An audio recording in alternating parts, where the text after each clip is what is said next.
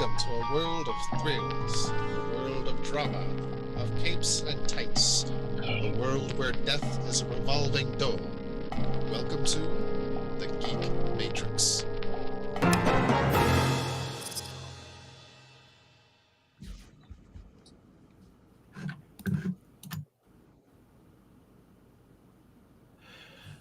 Hello, everybody. Welcome to the Geek Matrix DC Comics Review Show number 236. I think I have that right. Welcome. Probably. Sometimes I'm right, sometimes I'm not. Yeah, my name's Rob. I don't have anything in front of me. That's fine. Oh, hell yeah. Miss Jeremy. You know what I really want to start doing? All the half price Reese's on February 15th, and I'm stoked. Oh hell yeah! No, you know what I really want to start doing for whatever number of episode we have. I want to find like an interesting issue of comic or an interesting issue of a comic that corresponds with the number of the episode. So it's like next week 237. We'll talk about. I think Batman 237 has that Neil Adams cover with the Reaper. Oh hell yeah! Or not the Reaper, but like a Grim Reaper figure. Yeah. Like you'll know it when you see it. Yeah, I know the one you mean. We should start doing that. We can like put it up on the screen or something and be like, this episode is 237, and here we have a Flash number 237 or something. Yeah, it's a good idea. That's a very good idea. Though I will say maybe a little limited because the higher up we go in numbers, the less amount of books we'll have to choose from. So nonsense. Wonder Woman goes up to 700. Plenty of others go more. They got Amazing Spider-Man, Superman. And we said notable issues. If we have five books to choose from for a number and they're all crap, what's notable in their own way, I suppose. Yeah. Maybe it'll just have a funny cover. Yeah. Maybe. Oh, yeah, that cover. Batman with Robin, the Teen Wonder. Okay. I love those. The Teen Wonder? What the? He went by the Teen Wonder? Yeah, he was a teen at this point.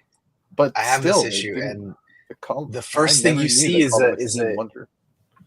Oh yeah, no, they changed it in the 70s after Dick went off to college.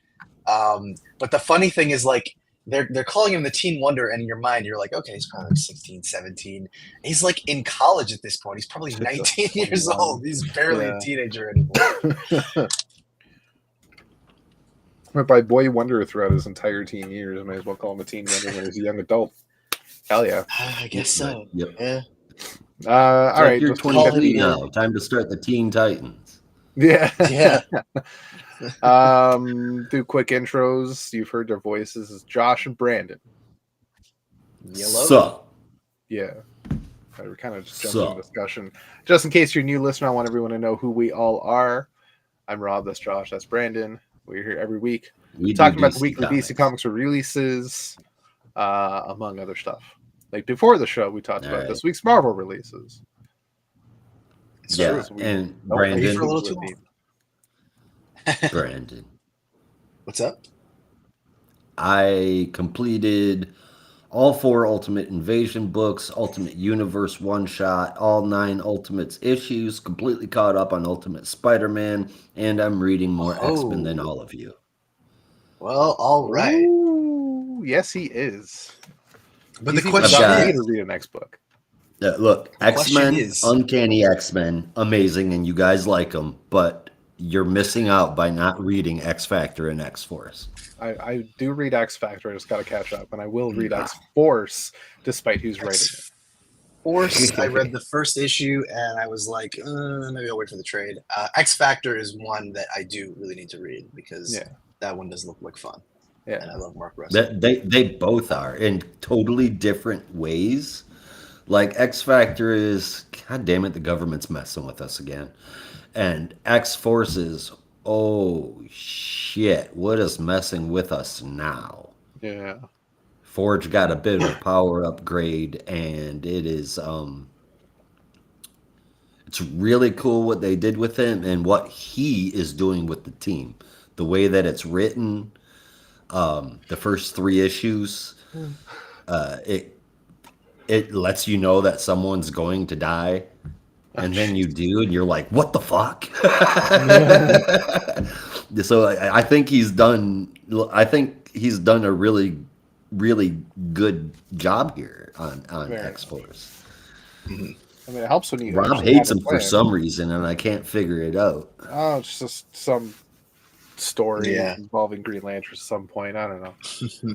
He never wrote a Green Lantern's book. Everybody keeps saying that, but it went Grant Morrison. I keep saying nobody. I'm not saying he wrote Philip one. Kennedy Johnson. There's a Green Lantern book at some point that connects to him. May somehow. Or may not have had his involvement. Yeah, and it was god awful. That's all I'm saying. You got to be a special kind of bad for people to like you worse than Green Lantern season 2. Yeah, I suppose nobody liked that. Considerably. I mean, I didn't loving the crap out of Ultra War at the time, but I do feel slightly vindicated that the run that followed it, which may or may not have had the involvement of the guy doing X-Force, was so bad that it made the Green Lantern season 2 seem like incredible by comparison. So I was like, ha, I was right all along. You fools. I can't believe you're talking about Philip Kennedy Johnson like that.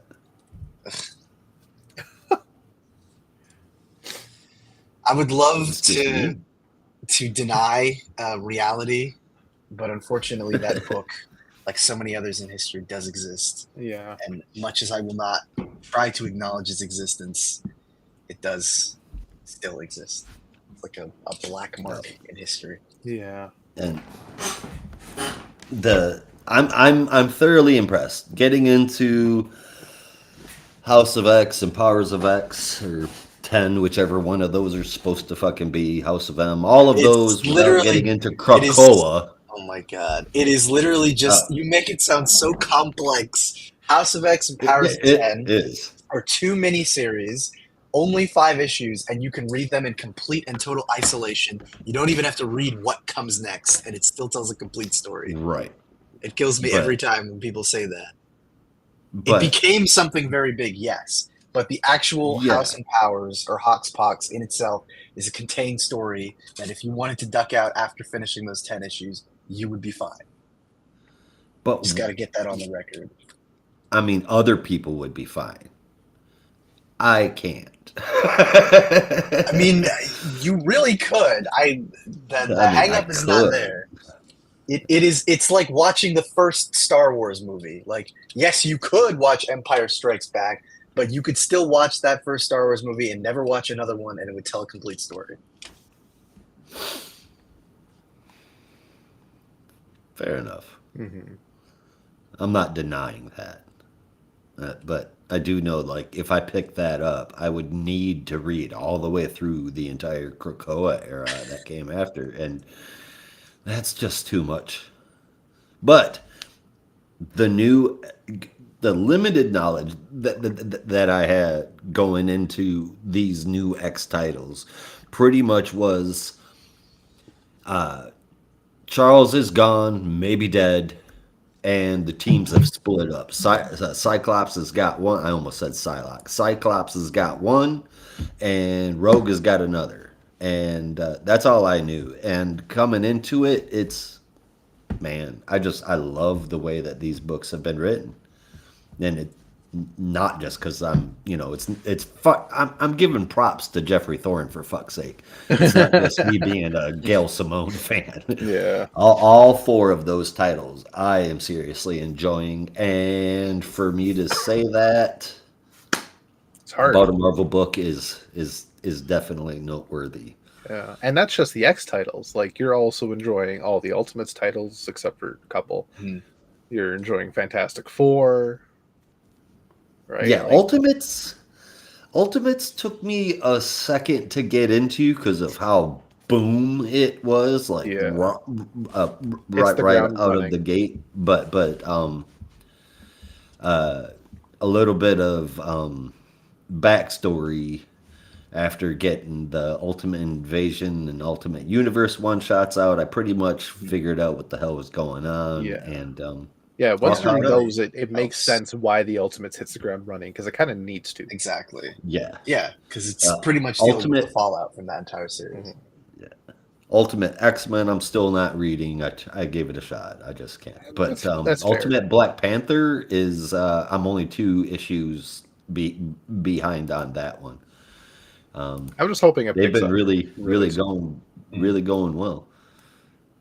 Yeah, I reread the first 4 issues just because I had gotten to the point where it's like I really do want to catch up to that series and just see where things are. And I think I definitely I enjoyed it the first time around, but to really appreciate this take on I guess you could say the war between Moon Knight and Black Panther, I could really kind of appreciate some of the other things that I feel like I missed the first time I read it. So now I think I'm only 4 issues behind. And so my plan is just get caught up with that, and then I'll decide whether or not I'm going to keep reading it monthly or give it the Incredible Hulk treatment and just read it in chunks. Because I do feel like the pacing is probably better reading it all as one big story, but I don't know. We'll see. It is kind of slowly paced, I can appreciate so you've got to be okay with that. Yeah. Well, I guess because when I say that, it makes it sound like it's really dense, but it's not. You could fly through the issues really fast. I was shocked. Yeah. I got through the first 6 issues in an hour. But I think when you take stock of all that happens, it's definitely taking its time, which I appreciate, but I'm wondering if it would still make it challenging to follow if I was just doing it month to month again, or if I just, read it in 6 issue chunks. I don't know. We'll see. But I dig where the story is going so far. Yeah. Mm-hmm. For sure.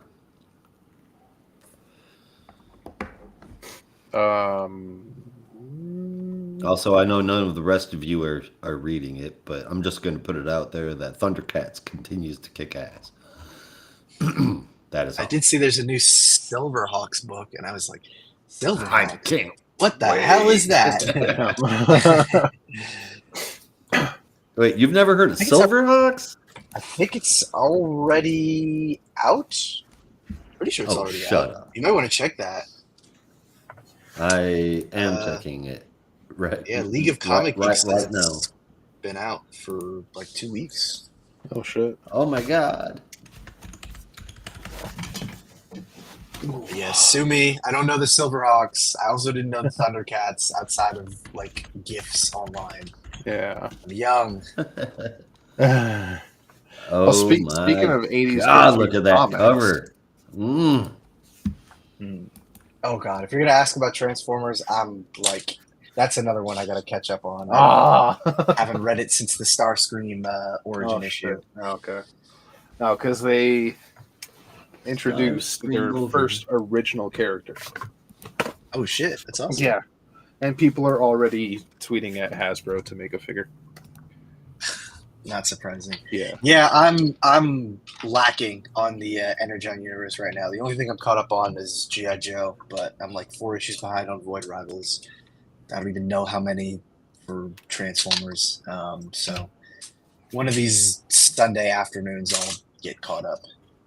There's just too much damn stuff happening right now. There's 1 million fucking universes. It's impossible to keep track of everything. Cool. Yeah.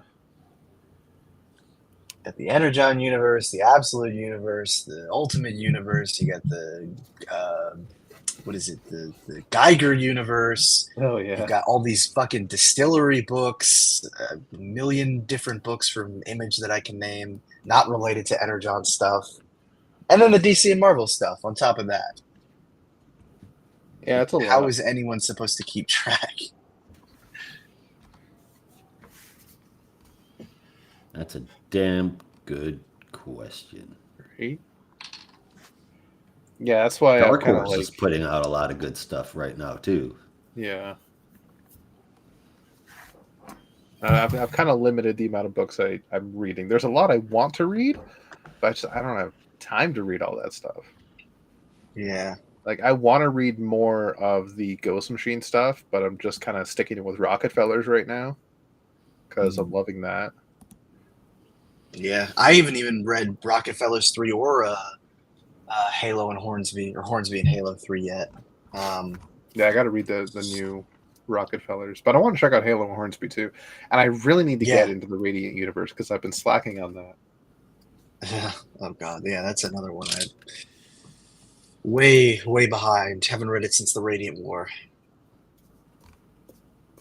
And like I just caught up to the new Power Ranger series.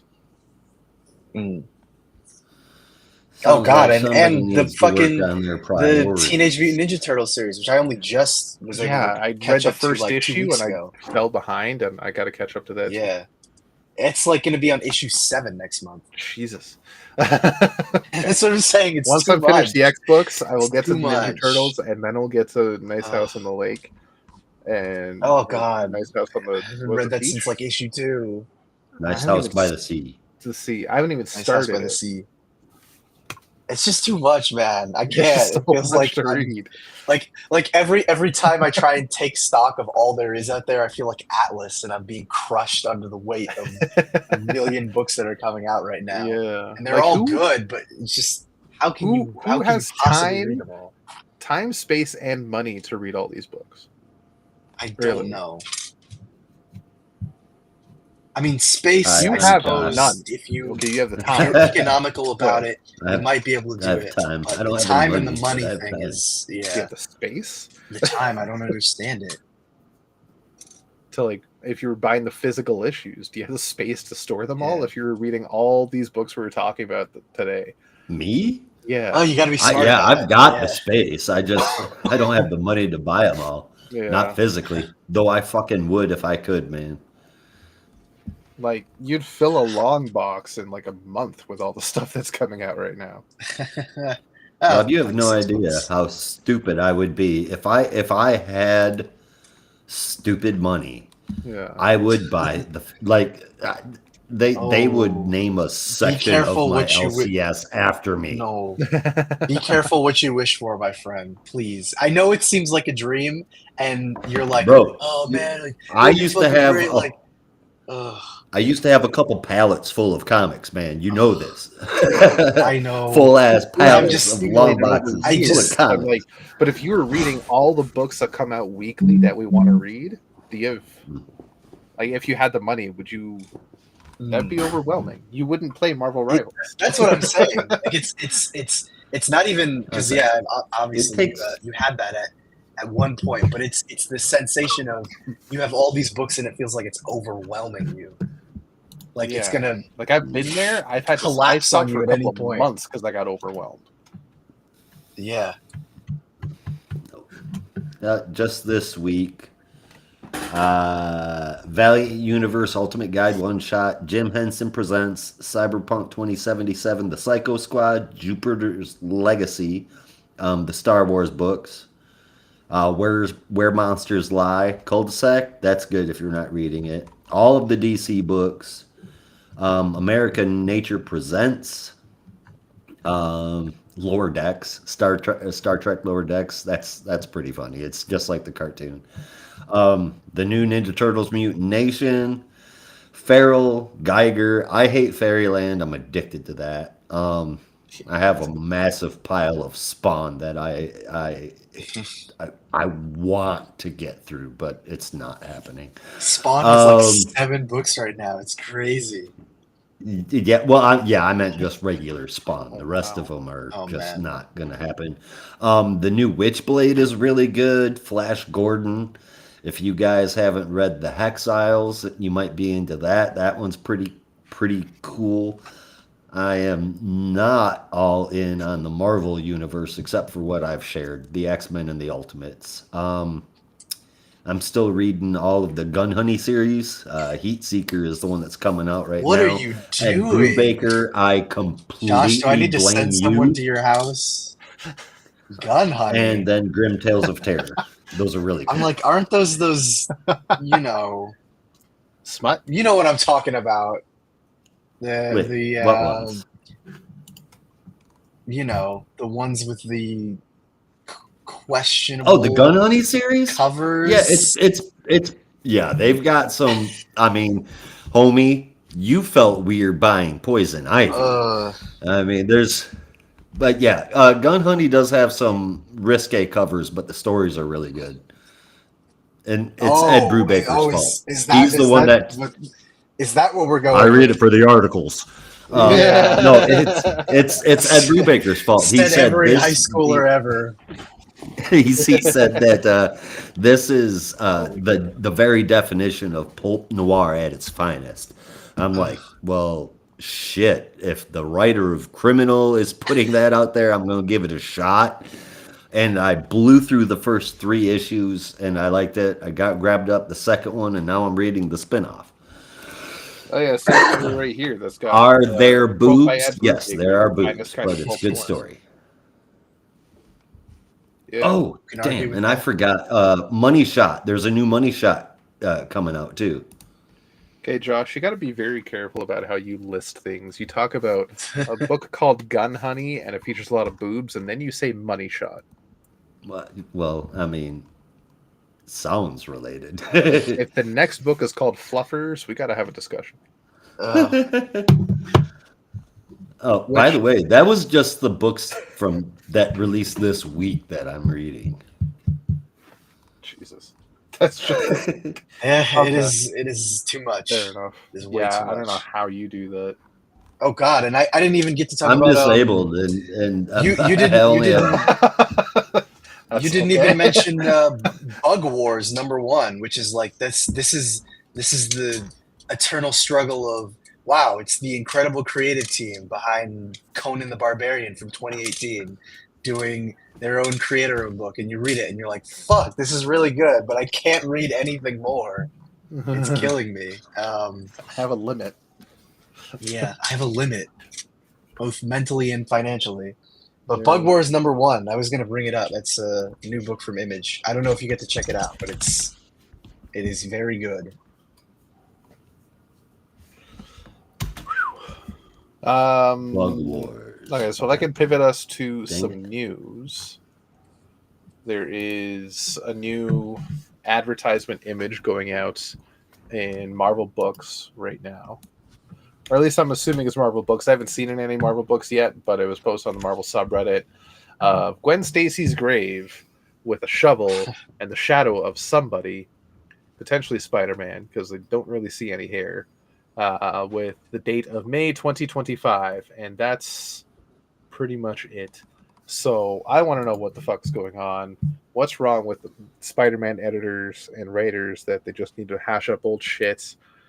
Is there no low that Nick Lowe won't sink? It's not Bug like Wars, his name added is to the Nick list.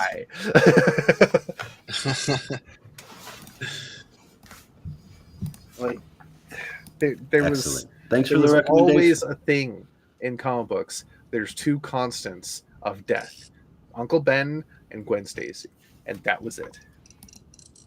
I mean, at one point it was kind of Bucky Barnes and Jason Todd as well, but but clearly that's no longer the case. So yeah, I don't know.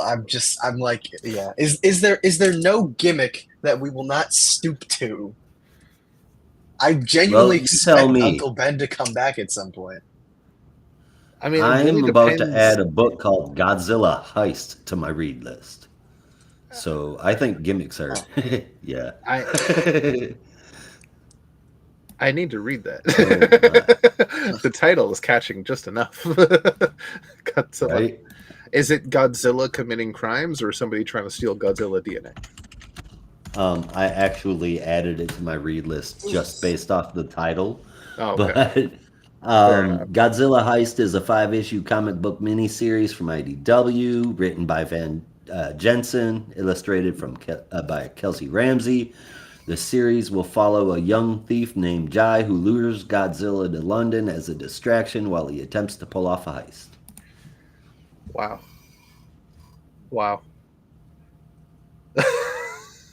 All the way to London? You have to take them around the freaking planet to an entirely different ocean. We do what we must.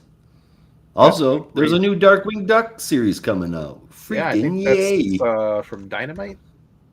Yes. Yeah, that's insane. What, Darkwing Duck? No, luring Godzilla all the way to London.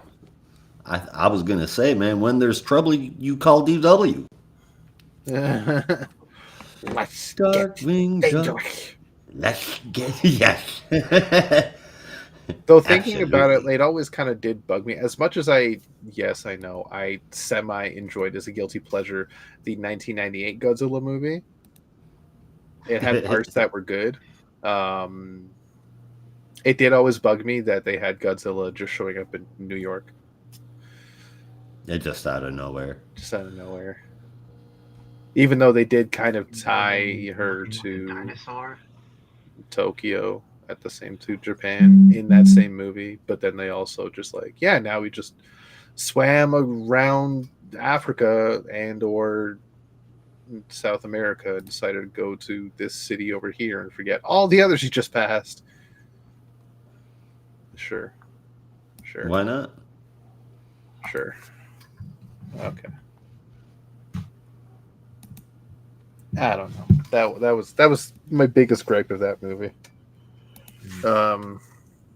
Well, I can tell you the TV show Monarch, Godzilla -1, those are both -1 is so good. Yeah, and Monarch feeds right into that. If you haven't watched that TV series, I still need highly to. suggest I keep forgetting. It was really I really enjoyed it. I thought Monarch was from the Godzilla Kong universe. I thought it was the Gareth Edwards whatever universe. It picks up. Oh, Jesus Christ, you guys! I don't remember the names of the universes. Okay, so the very last movie before Godzilla -1, is what Monarch picks up after. Yeah, I think that would have been Godzilla versus Kong. The one before that. Do you mean like chronologically or actually? Chronologically. Because Godzilla -1 is the quote-unquote first one. It takes place according to this, I think we're Godzilla. all right. Yeah. Because Godzilla vs. Kong is a sequel to King of the Monsters, which apparently is also a sequel to 2014 Godzilla. Yeah, they're all part of the same universe. There's Godzilla, Godzilla King of the Monsters, Kong, Skull Island, Godzilla vs. Kong, and then Godzilla X Kong, the new whatever. I have not seen that. Was like a group. Yeah, but Godzilla -1 is like it's supposed to be like the origins of Godzilla. It's like a backstory show. Yeah. Whoops. Like from what I understood, that one was supposed to be like the quote-unquote prequel to the one from like the 50s. Well, I mean the original. It's like the origin of the Godzilla that we know now. Yeah. In the current universe, and I want to say that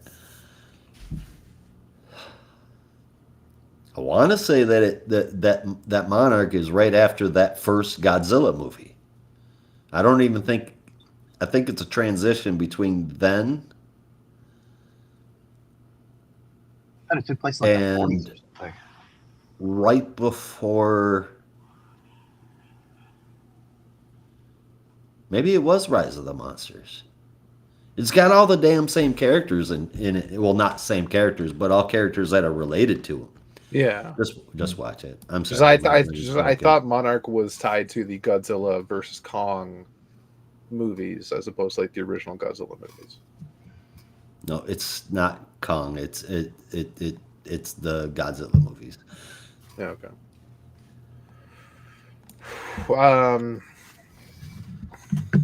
I don't remember how we got onto that tangent, but yeah, that's Gwen Stacy's supposed to come back to life. I don't know how we got. We don't have any full Gwen details Stacy yet. to Godzilla. Showed an image of a gravestone. Yeah. I'm in love with Gwen Stacy's mom. Additionally, a bit of good news, I'll say. Jenny Blake Isabella, once known as Tony Isabella, has come out as transgender. Who you might know as the creator of such characters as Black Lightning and a couple of Marvel characters too. Issue of Ghost Rider where he there you go. kills Jesus. What the fuck? Okay. So yeah, Tony Isabella came out as transgender, now going by Jenny Blake Isabella. Very good for her. It's cool to see. I think so. I had no idea. Good for her. I know he fought like hell to make Black Lightning a thing. I'm really super glad he did. Especially considering the book we're getting from it now. Yeah. Last thing I'll bring up, excuse me, just a little bit of a topic discussion based off a post I made on our Discord. Oh, Jesus, Ghost Rider did save Jesus. What the? If you read the comic, there's a little more explanation to what her against the devil at that. That's crazy. Yeah. What's your favorite piece of canon in comics that you just can't believe exists? Or canon trivia? I'm not sure I really understand the question. Like canon trivia, where if it would be like a trivia question, and you're like, yeah, I know this happened. Like, for example, for me, one of my favorite pieces of canon trivia is the fact that Peter Parker and Jessica Jones have history in high school, and that not only did they attend high school at the same time, but Jessica Jones even had a crush on Peter Parker growing up, and that she was even loosely tied through Bendis's retconnings of her existence in the Marvel Universe to his spider bite incident. That she had a major crush on him, and that Avengers when they had that. Yeah, and that whole thing, came out in New Avengers when he revealed his identity to the team, and she's like, "Oh my god, I know you! I had a huge crush on you." And Luke Cage was like, "You're Coma Girl." Yeah, you're Coma Girl. I was in love with you. You were? Yeah, like that's. Oh, dude, I totally would have gone out with you. Yeah. And then Luke's like, in love? Can we talk about this? Like, what do you mean in love? He's like, was it a crush or were you in love? Freaking Parker? Yeah. No, that's one of my favorite pieces of canon trivia, is just like that little thing, even though I do wish it had much better dialogue attached to it, because I'm reading the pages again and just like, oh my god, this is hard to read. But also, like, I kind of like can connect to that, thinking about like how many times have we like reconnected with somebody from the past, and you're like, oh, I had a huge crush on you in high school. You're like, oh fuck, really? God damn it. Like, that's happened to me a couple times. I think it's happened to all of us a couple times. And just like I got that's something with Spider-Man I can connect to. That's one of my favorite pieces of canon trivia, for an example. So what about you guys, if you have something that you can bring up? Marcia loving Oreos bit will never be old that's for me. Yeah. Just as a gag, I know it was just like originally intended as a joke between DeMatteis and Kevin Maguire, but like the fact that it became so solidified in people's minds and continued to be something that's brought up I love that. Yeah. Second only to Arrow Chili. Oh god, yeah. But I'd say mine is probably, and I mean, I'm sure you guys know this, but like the general public doesn't, and that's let's say Batman's sidekick that he needed to help take down the Reaper in Batman Year 2. That piece of trivia makes me laugh because no one would ever guess it. I think Mike Barr might have been on some drugs when he wrote it, but is this? It's a hell of an idea. He had to team up with Joe Chill. Oh God. Damn. Here, I thought people didn't like Year 2 because he used guns. No, well, there was that too, but yeah, he didn't. Most people don't know that he teamed up with Joe Chill. Had to team up with Joe Chill to take down the Reaper Vigilante. Jesus. Oops. Yeah, that's a little nuts. So not fun, but awful. It's fun when you tell somebody that, and they're like, "Yeah, right, dude," and you're like, "Well, here you go. Let's take a trip back to 1987, bitches." So it was Mike Barr that wrote Year 2, and it wasn't like Frank Miller. Yeah. Interesting. Yeah, Mike Barr and Alan Davis, right? Did he write? Okay. I'm not mistaken. Alan Davis and an early Todd McFarlane. Yeah, yep. Todd McFarlane was on there too. Yes, sir. You'd think it would have been the better plot twist written by Mike Barr, but I guess that's why I said he's probably on some drugs. Keeping in the theme of crazy 80s stories that may or may not have come from drugs, I bring this one up a lot because it always makes me laugh.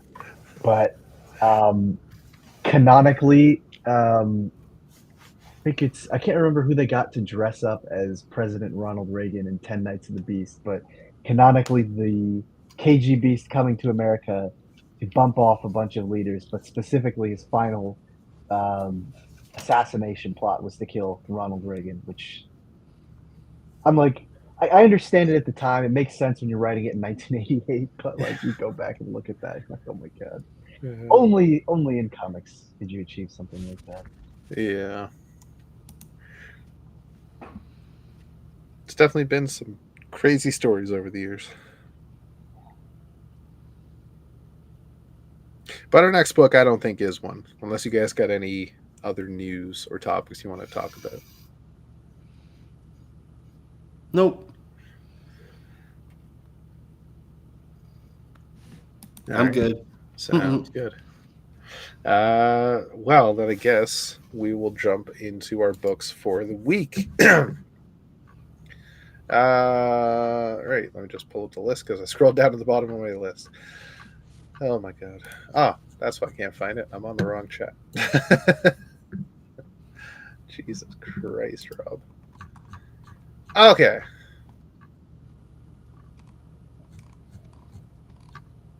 So our honorable mentions this week include DC vs. Vampires World War V Darkness and Light #1. If I remember right, this is the third part of World War V.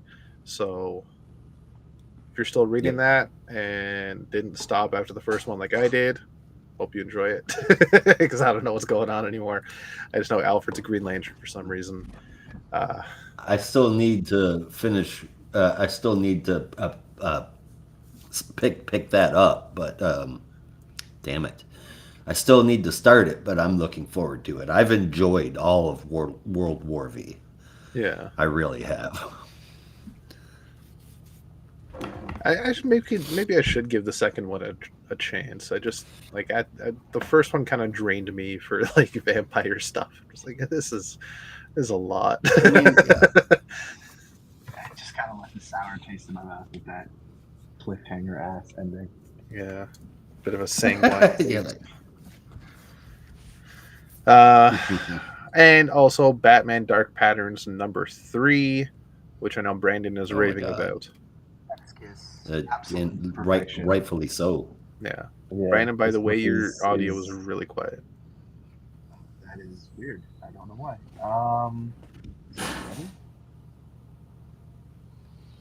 And additionally, we have Absolute Batman #5, but that'll be deferred to our second monthly Absolute Comics roundup at the end of the month, where we will cover Batman, Wonder Woman, and Superman from February. So be sure to look out for that coming near the end of the month. We're recording the last Friday of each month and just round up all the books. All right, and our first book for this week is none other than Action Comics #1083. And this is brought to us by writer John Ridley with art from Inaki Miranda, colors from Eva De La Cruz, and letters from Dave Sharp with the cover from Gleb Melnikov. This is Force Majeure Part 2. Kind of picking up where we left off last issue. Clark Kent was beaten brutally by a mugger. He wakes up in a hospital bed, but that hospital bed is actually in the Batcave, quote unquote, underneath the brownstone if you really call it a bat cave now, but I guess you can still call it a bat cave. Lois was on the phone with Clark when he was attacked. Let Bruce know. Bruce came and picked him up. He's been out for a couple of days. Was it a couple of days? He's a 24 hours, something like that. Bruised up, and they were trying to figure out just what could have caused this. And they figured that there was some tech or some abilities that could cause red sun exposure to make him weak. But then the mystery also prolongs that he was dressed as Clark Kent at the time. So why would anybody think that they would need to weaken him since nobody is supposed to know his secret identity? But that is also kind of explained as maybe they were expecting Superman to come save him, so they were prepared nonetheless, because Clark Kent and Superman, according to the public, are working very closely together on the current story Clark Kent is writing.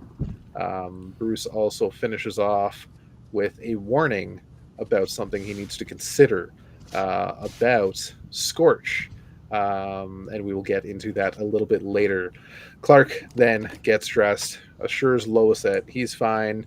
She tries to convince him to maybe take a step back and collect his emotions, but as much as he promises that, he does need to continue his story. He has something here that he can't figure out quite what it is, but he needs to get to the bottom of it. He goes and talks to all the suspects again, but this time with a name, Max Boykin. First starting with Atomic Skull. Atomic Skull then proceeds to spill all the information he has off panel. Superman then goes to see Scorch and mentions Max Boykin and Atomic Skull and Mighty Bruce, and a connection between the lot of them, that Max Boykin was the therapist for Atomic Skull and Major Disaster, etc. And there's some stuff going on. Excuse me, I'm a little sick as well, bear with me. And as I get a little bit deeper into the mystery, and Scorch starts to realize Superman has more information than she wanted, proceeds to fill him up with a whole bunch of smoke, teleporting him to some weird dimension where they find none other than Bruno Mannheim, who is basically the mastermind behind all this, taking something from people's bodies called telomeres, or however you pronounce it. Telomeres? Which, is that sorry? Telometer? Telomeres? Telomeres. I could be wrong too. Telomeres. Yeah, telomeres. Which is little pieces of DNA at the end of the chromosomes that are supposed to help keep you younger. And when they take them from other people and take a little bit of life off their life, and add it to other people's, the people that they took the telomeres from get rewarded in handsome prices. But also people down on their luck, such as Major Disaster, Atomic Skull, and Scorch. Since they are the ones that need the money and need the turnaround, because they are all ex-cons that are having a hard time finding a place in the world, and they all agree that Superman just cannot understand. However, there's something a little deeper going on because their emotions are not quite in check, and that is what Batman is also warning Superman about. That if there is something to chase in the story, that maybe there's something magical to talk about as well. And then the whole thing with Scorch is maybe that's what caused Clark Kent to get weak. That it wasn't red sun energy, it was actually magic, and that magic came from Scorch. So Scorch was the one that attacked him. And after Superman just gives her just a bit more of a chance and sympathy, she eventually changes her mind and joins up with Superman to take down Bruno Mannheim, but then Bruno makes a quick call. A whole bunch of jetpack goons come in. Superman makes quick effort of them, but then some aliens show up and want to kill him, and that's where our issue ends. All right, so it's a mystery, it's an action comic, it's a story. Little confusing at times, but I still like it. Superman Superstars Initiative, I think this is the last one, if I'm not mistaken. But I'm digging it still. It just, like I said last issue, and I'm getting the same vibe this time. It's not a big brouhaha story. It's not part of some big event, and it's not some gigantic like planet altering or Earth destruction or somebody's in grave danger kind of deal. This is just like a simple down to earth story where Clark Kent and Superman have to work to figure things out and do things only they can. And John Ridley it feels like an action comic. Grounded stories. Yeah, it's an action comic, and I love that. Right? It's not going to be anybody's favorite story, but it's an action comic. And that's exactly what you're getting delivered. That's what it promises, and that's what's being delivered. And that's what I appreciate about it. So, art's fantastic. Story is quite good. Albeit the mystery, I get a little confused at times, and I have to reread a couple things to really just double check that I'm understanding it correctly. But once you understand it, like, okay, this is like an episode of Law and Order almost, like minus the dun, dun. the court case. It's interesting stuff. It really is. And John Ridley just knocks it out of the park, I think. So this is going to get an 8.75 out of 10. 8.5 out of 10, because I do get a little bit confused, like I said. Fair enough. I liked it. The art's good. I love John Ridley. Been a long time since I've read something of his that I wasn't a fan of. I'd give this one an 8 out of 10. Yeah, even if Miranda's art isn't always there for me. Yeah, I will give this one a 7.5 out of 10. I think there are moments that I really like, but I don't know. Overall, I mean, the art is serviceable. Not my favorite, but it achieves its basic effect. But I think the parts that are losing me are I think I understand what the story is trying to say, but I feel like there are parts of it that are lost on me, and maybe that's a product of the dialogue being kind of funky or something else. But it feels like this story, something isn't really sitting with me in the way that I would like it to. And I like the idea that like he's touching on this theme that, you know, you can try your hardest, and even if you are trying to walk the straight path, it's not as easy as just like, oh, I'll just show up to work every day and do everything and cross all my T's and dot all my I's and everything will go well. And I like that idea, but I don't know, there's just something there that I wish I could see more of, that I just feel like is missing. And ultimately, it probably won't be satisfied, you know, by the end of next issue, but it just feels like there's untapped potential that I'm not quite seeing there. So I like that it is like this kind of human interest story. But yeah, it feels like it's falling short of what it could be. I'm appreciating it because of Superman's direct relation to hope. You know, I mean, that's what the S stands for on my chest thing. And how basically his real enemy in this story is the lack of hope. Mm-hmm. And for me, that's a pretty grounded story for Superman to have, and I like it. So cool beans. Cool beans. Hell yeah. All right. Anybody got a transition? I don't know what's coming next. I could probably have that up. On the subject of Superman, if we want to see him be grounded a little bit, maybe we'll get that in our next book as the main character kind of faces off against Superman. And Superman really should be grounded if he's going to face up against this character. Science go. Yeah, the best guy. Yes. That's why Rob needs to try out for the Big Bang Theory spinoff series. Take that back. Oh, God. You would never. Take that back. Quit being an internet dork. That show was fucking funny. That show is not that funny. Show is like the epitome of unfunny.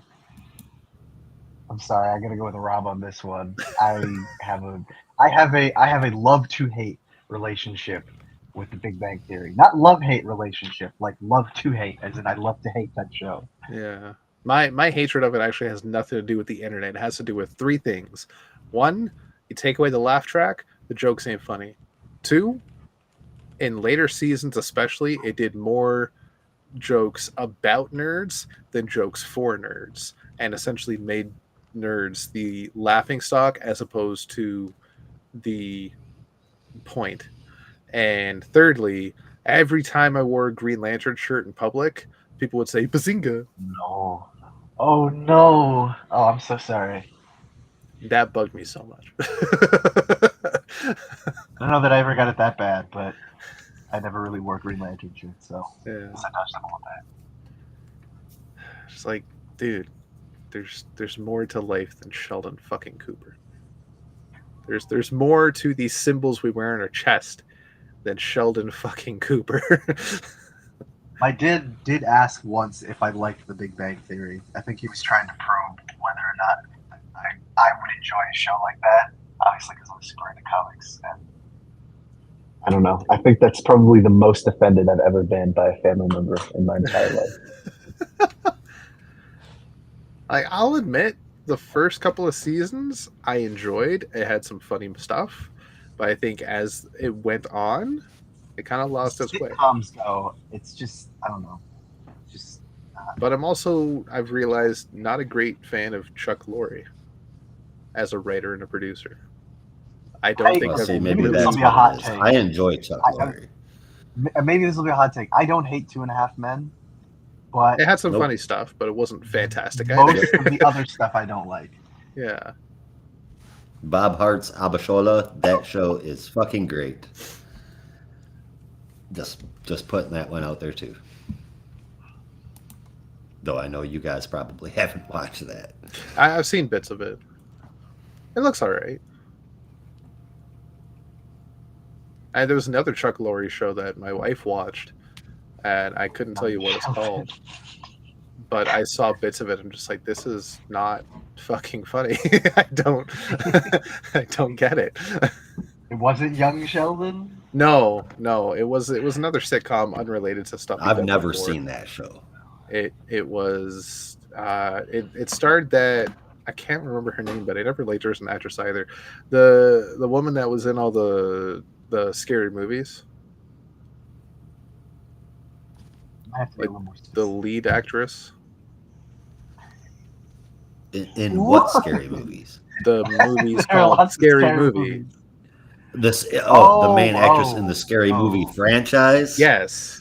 Not in all the Scary Movies. No. Any Scary Movie in history. I was like, there's a lot of people I don't know. Marlon, okay. Here's a hot take. Wayans comedy since Living Color really has not been good. I didn't enjoy any of the Scary Movies. I enjoyed the first two. The third one, it really started to show it aging poorly. And then it's been there just got worse. Say that one more time. It's like you didn't like A Haunted House.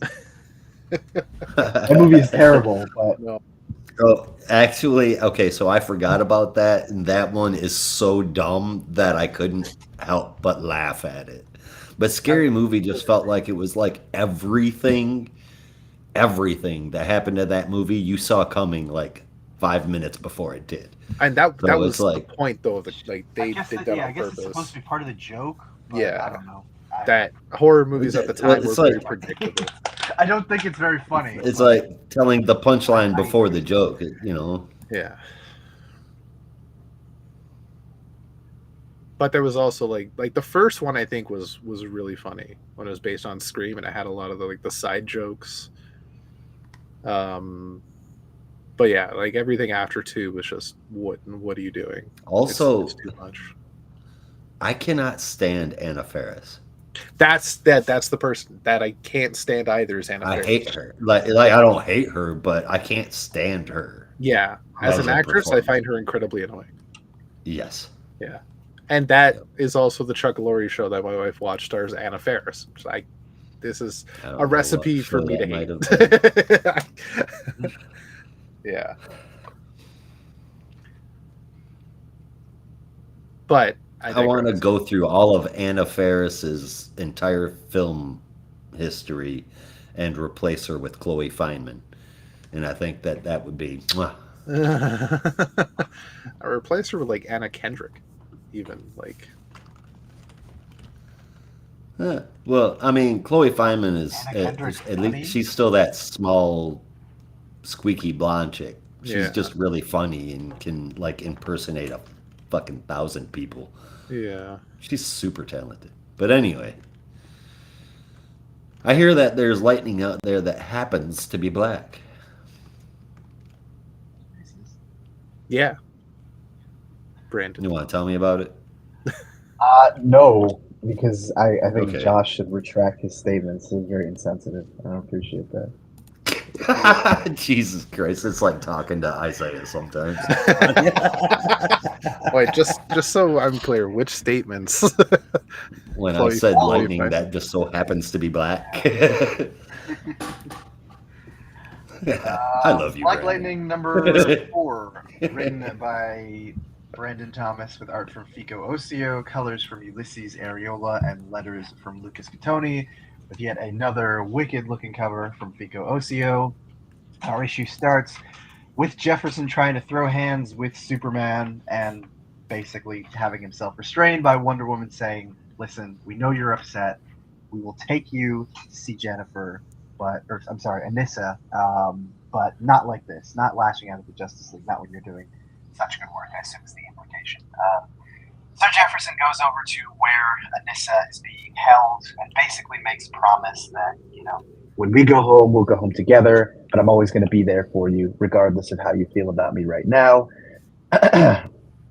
And kind of redirects his attention to the next series of problems, which he outlines 3, trying to find out what the Masters of Disaster took from Steelworks, trying to figure out where Isaac Mitchell is and what is really the underlying plot of everything that's going on with the Masters of Disaster and maybe Councilman Harris, and really just trying to figure out the mystery of everything. And that's when we cut across town to Isaac Mitchell, who is now, I guess, in the hands of the Masters of Disaster, who have also brought his mother over there as possibly leverage.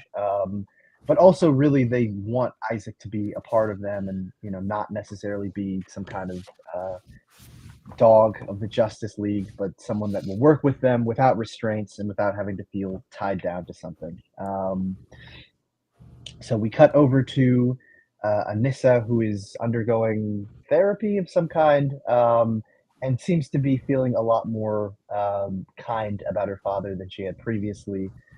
Talking about the fact that he's been, trying to check in with her every night and always knocks on her door to let her know that he's there, and still is going to do his best to try and bring her home, and has been undergoing training exercises that are kind of stabilizing her powers, her new powers, that is, a little bit more. And that's when she decides by the end of the week that she's ready to go out into the field. And try and use these powers in a more contained way. But they make their way over to... was it back at Steelworks? I don't remember. I'm sorry, no, it was the place where Councilman Harriman was having a speech, and that's when Jefferson notices that they left behind a mark, which has the symbol of Garfield High.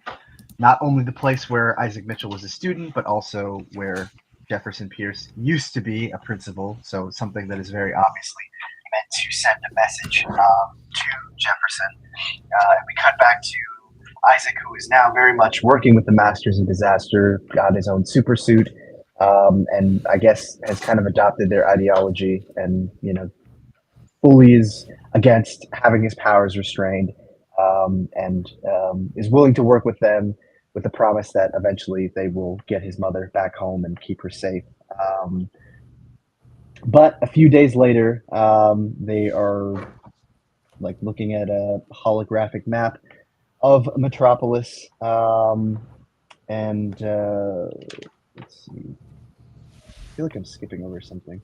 But anyway, they managed to make their way down to what may be the base of the Masters, Jefferson and Jennifer, and are kind of ambushed by a bunch of the people that are trying to protect the base. But they are really just trying to send a message by ambushing them. And Jefferson really is able to kind of show off and make quick work of them, saying that, all these skills that he's developed, it's not because of anyone that he trained under in the league. It was because of his experience in Suicide Slum that really gave him the skills that he has now that are only enhanced with the superpowers that he has. So that is Black Lightning number 4. I apologize. I feel like I didn't do a very good job summarizing that. I read it kind of in a rush on Wednesday, so I didn't really get to sit down and write all the notes. But for as much as I can remember, I feel like you did a good job. The story. Yeah, I don't know. I feel like I might have skipped over some stuff. But no, I continue to enjoy it. I really loved the moments with Anissa and Jennifer in particular. I feel like this book has very much been focused on, obviously, Black Lightning being the title character, but the Lightning family, I guess you could call them, or the Pierce family, or however you want to refer to them. And I think I said this in the first issue, but I'm glad that they're getting that spotlight, because we know that Jefferson Pierce is this incredible hero who's worked with the League multiple times and, has defended his community and all of this and has worn different hats.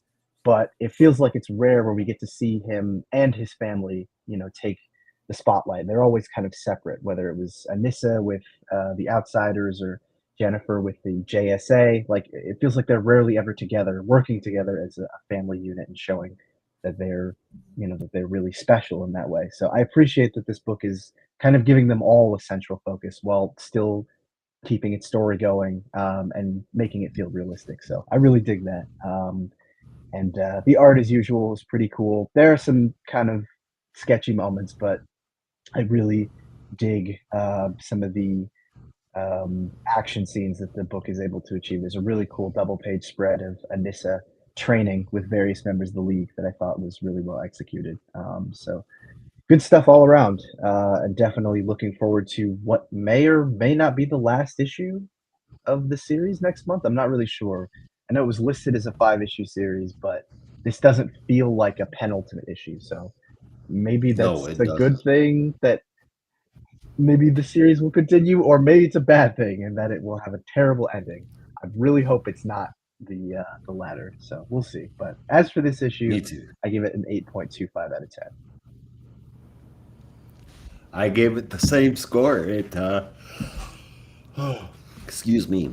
It brings Black Lightning and the Lightning clan back together, and on the forefront, and it's got a really interesting, almost grounded, pardon the pun, feel to it, and the mystery of what exactly Lightning's new powers are. I'm still perplexed, because obviously they appear to be weather related, but to what extent they've changed, I don't know. So I'm looking forward to finding that out relatively soon. Hopefully it does go longer than 5 issues. I think that this series definitely deserves it. But I also gave it an 8.25 out of 10. Fantastic art in there too, by the way. Fico Ozio is just good stuff, man. I 100% agree. It was a slow start, but it is getting much, much better the more it goes on. I'm kind of disappointed the next issue, the last issue, it feels like there is so much more story to tell. I thought it was going to be 6 issues until I saw an advertisement today that confirmed it was only 5 issues. Oh, damn it. Yeah. So we'll have to see, but I doubt at this point they're going to increase the issue count before the very last issue. I thought like it kind of just feels like it was a story about Black Lightning and his family at this point, which is a nice story to tell. It was really good. I was hoping that all the books in this would have a bigger plot device connecting to the overall story. But so far, it just feels like this is a story about Black Lightning and his family. Not that that's a problem. It's not what I expected. No. With it confirmed because I figured that more it's would gonna happen be later on. The power company. Yeah.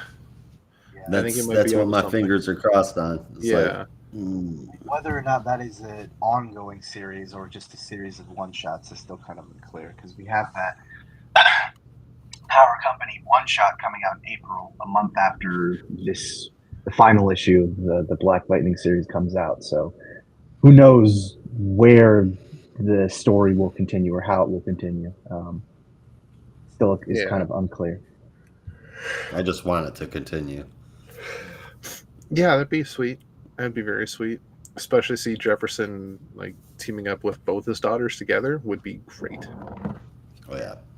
But I have a feeling that's how this series is ultimately going to end. Is Anissa is going to get back in the game and be a full-fledged hero again with the whole family, which would be really cool. Definitely had a lot of character growth about that in this issue, so that could potentially be the be-all end-all of this series. But I was hoping it had more to do with the whole like powers of swapped and gone missing deal. They haven't really touched on to why Anissa has this supercharge ability, as far as I have. Because of Waller. Yeah, but like, is it an extra ability she has? Because the whole thing that Waller caused was abilities got swapped, not that they got and changed. I'm gonna say that, and I can't think of the receipts because didn't plan on being here today, but yes, it's not just swap. There's been powers that have changed, diminished, or evolved. That's not just Anissa's. Fair enough.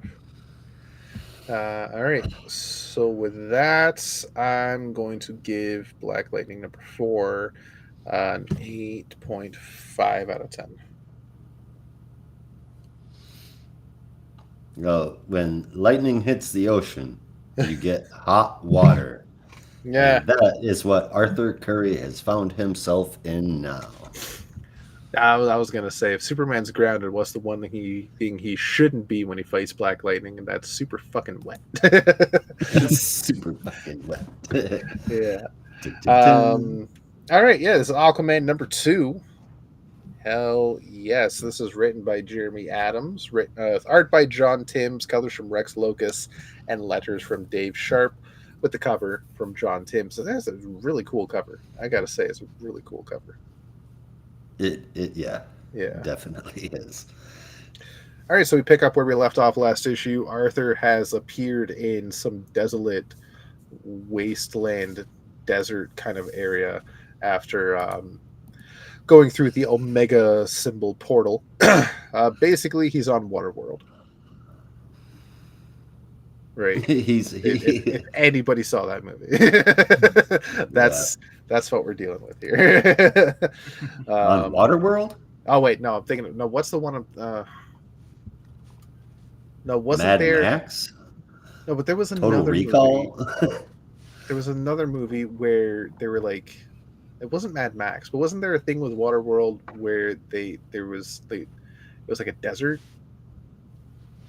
where there was like not sand, but it was just like super fucking dry, and they had to bring water to the world. Not that I know of. I believe in Waterworld, it was just that the whole world was covered in water. Right. Yeah. I don't know why I keep getting that confused, because I remember some kind of movie, and I could have sworn Kevin Costner was in that one too, where it was all just desolate, dry, arid, and they needed water.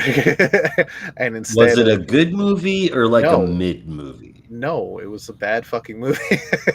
Oh, then it could have been Kevin Costner. Oof.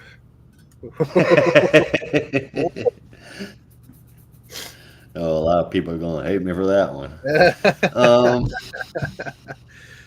But I digress. No, but yeah, this is literally it's Dry world. Darkseid's planet.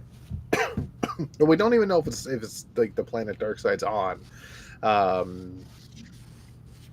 But if it's not, I'm gonna be mad.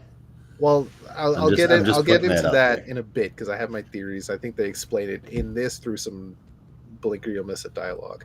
But yeah, it's a very dry, arid area. And Arthur is met by some giant lizards that are called Grindylow. And if you are a mythical beast buff that I was when I was a kid, you know exactly what Grindylow are. Underwater creatures that lure children to their death, which they are as terrifying as they sound. They didn't quite look like this in the images I saw when I was a kid, but they are a thing. They are ridden by some green fish-looking people that want to capture They Arthur. look like the mutants of Thundercats. I'm just putting that out there. Yeah, they do. They do. Yeah, and they want to capture him for their queen because he has moisture in his body and they need the moisture. Arthur has no trident, there's no water around, but there is lots of mud, so he uses the water within the mud with his aquakinesis to use that to fight against these guys, and he gets the upper hand, takes down the Grindylows, and fights off these green aqua-looking creatures, and asks them to take him to their queen so he can figure out what the hell is going on. They end up at some strange place that he describes as pieced together with flotsam and jetsam, which gives him the idea that at one point this place was underwater, but not so long ago, and now there's just no water to be found. So he enters this place and is met by the quote unquote the queen, Jenny Greenteeth, which she demands to see his water, which he has none, but she insists that he does. And the water that she insists he has is his blood. He gets ensnared by some vines, which cut into his skin and drag him underground and hang him above a pit, which cuts him open and drains his blood into some barrels, and she will take that moisture for herself. He's not the only one there, though. There's another man hanging there with long red hair and a red beard, and he's a little older and a lot skinnier, insinuating that he's been there a long freaking time. He's also rather weak and cannot speak much. But Arthur, with the help of this man, is able to hone his aquakinesis onto the blood around them because there is moisture in the blood, there is water in that, and is able to free them, dropping them down into the pit of blood below them. And then this man, after Arthur again doesn't recognize him, reveals that he is actually Arion, the once king of Atlantis, which him and Arthur have met before. So together they go back above ground where Jenny Greenteeth is, with Arthur now armed with all the blood in the pool they were in, beats the crap out of her and frees the demon that was inside her, some weird creature. He destroys it, and, well, somewhat destroys it, more like weakens it, looks very symbiote-like, if you will, and whatever's left of it escapes while threatening that Dagon lives and that the blue is his. While all that was going on, Arion frees another woman that was there with them, and then mentions about a prophecy, and that Arthur is the fulfillment of that prophecy, that the dark tide that crashes upon the shores of his enemies, and he is the vessel to be filled, the new god cometh. And he is very much insinuating that Arthur is the new god of the dark tide. This is the part that I said if you blink and miss it kind of dialogue, and I did kind of blink and miss it. Jenny Greenteeth is the one that describes the blue, that it is the thing that started all life, essentially. That without it, there is no life, no green, no red. All serve the blue, and that is what I felt was insinuating that is where they are. They are within the blue, and the blue is weakened because there is no water within it. And she's an emissary of the blue, essentially. That's what I'm thinking. That they're in the blue for whatever reason, right? You would think that the blue would have water in it. Well, that's what's wrong with it, right? That's why Jenny Greenteeth is trying to gather all the water she can so she can reinvigorate the blue. That's what I'm taking it as. Nope. They literally said she just bathes in people's blood to live longer. Well, she needs moisture regardless. She's an emissary of the blue. She needs the moisture to live. Right? I don't know. We'll see. That's just my theory, that they're currently in the blue. Because why else would Arian be there? Like why would he end up on Darkseid World? Who knows? Yeah. Next issue promises Dark Tide, Mermaids, Pirates, and the Lady of the Lake, which that sounds awesome. I'm sold. This issue, except the Lady of the Lake also lures children to their deaths. Yeah. But other than that, but also gives King Arthur Excalibur. So, yeah. King Arthur. Yeah. As in the King of Atlantis. Yes. You see? Honestly, I keep forgetting about that connection. That he's also King Arthur. Now he won't need his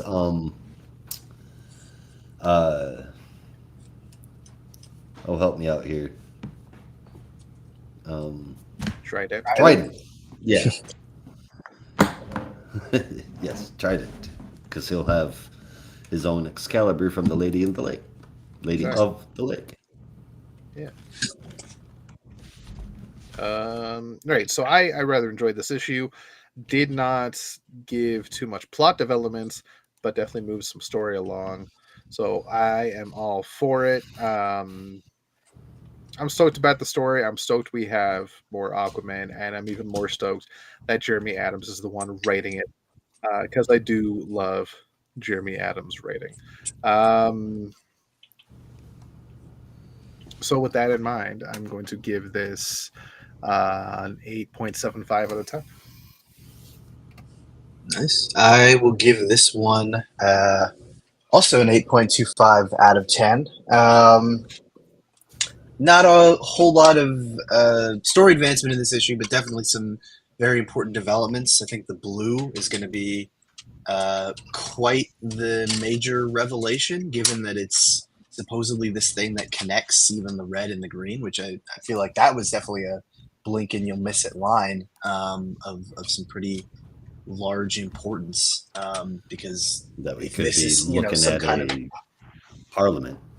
Yeah, or well, even something like more primordial than that, I guess, like a life force that literally gives energy to the green and the red. They only exist because of the blue, which I think is kind of what I was trying to say, if I'm not mistaken. So I have this thought in my head, and I don't know all the details, but I remember Jackson and Andy in this ocean that spread between everything. That was the future confluence or the convergence or something like the. I know what you're talking about. It was like the ocean that connects all oceans in the multiverse, right? Yeah, I'm still thinking this has a lot to do with that. Yeah, I'm thinking there's a connection there. If that's the blue, that would be really neat. Yeah. Yeah, but I guess that line of I'll have to go back and read it again, but I remember it saying something like the blue gives life to both the red and the green, and that was like, whoa, okay, so we're talking about something that actively fuels two of the most powerful entities in the DC universe. So pretty big development there. Second one obviously being Orion. How is he here? Why is he here? And what's all this like? vessel stuff with Arthur. Like, there's a lot there. So even if the story didn't advance that much, like, they mostly just fought against Jenny Greenteeth. Oh, it is. Arthur learned how to bloodbend, which, for anyone who saw Avatar. It is. Yeah. What is? You do not know? Foolish. The blue. Without it, there is no life. No green, no red. All serve the blue, connecting water throughout the cosmos, throughout dimensions, feeding the confluence. The blue is being stopped, so we must harvest what water we have. So the blue is being stopped from visiting that world, and it literally says feeding the confluence. So that is. Was it called the confluence, or I don't know? I can't. I gotta check that feature state issue. I'm pretty sure you're right that it is the confluence. Yeah, but at the very least, it's like this entity, this presence that is, the source of life, even more than the red and the green were. So very interesting development. But yeah, I'm excited to see where this stuff might go, and hopefully, like I can definitely see this story taking its time. Yep. And normally that's something I complain about, much to Josh's chagrin. But I can appreciate that that this one will, set up its mysteries early on, but kind of take its time to get there, and hopefully continue with some exciting revelations along the way. So I'm digging that, and I'm digging also that. Yep. Okay, this is going to sound crazy. I know people are going to be pissed because everyone loves these storylines, but I'm so grateful that Jeremy Adams did not go the easy way out and do another fucking Civil War in Atlantis story, because if I had to count on my hands the number of times we got that story in the last 10 years, it would be insane.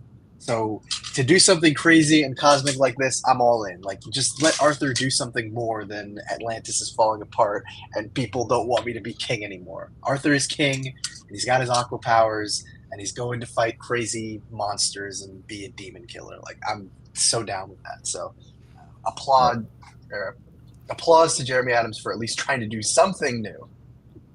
Well, this is what I'm reading on the DC fandom wiki.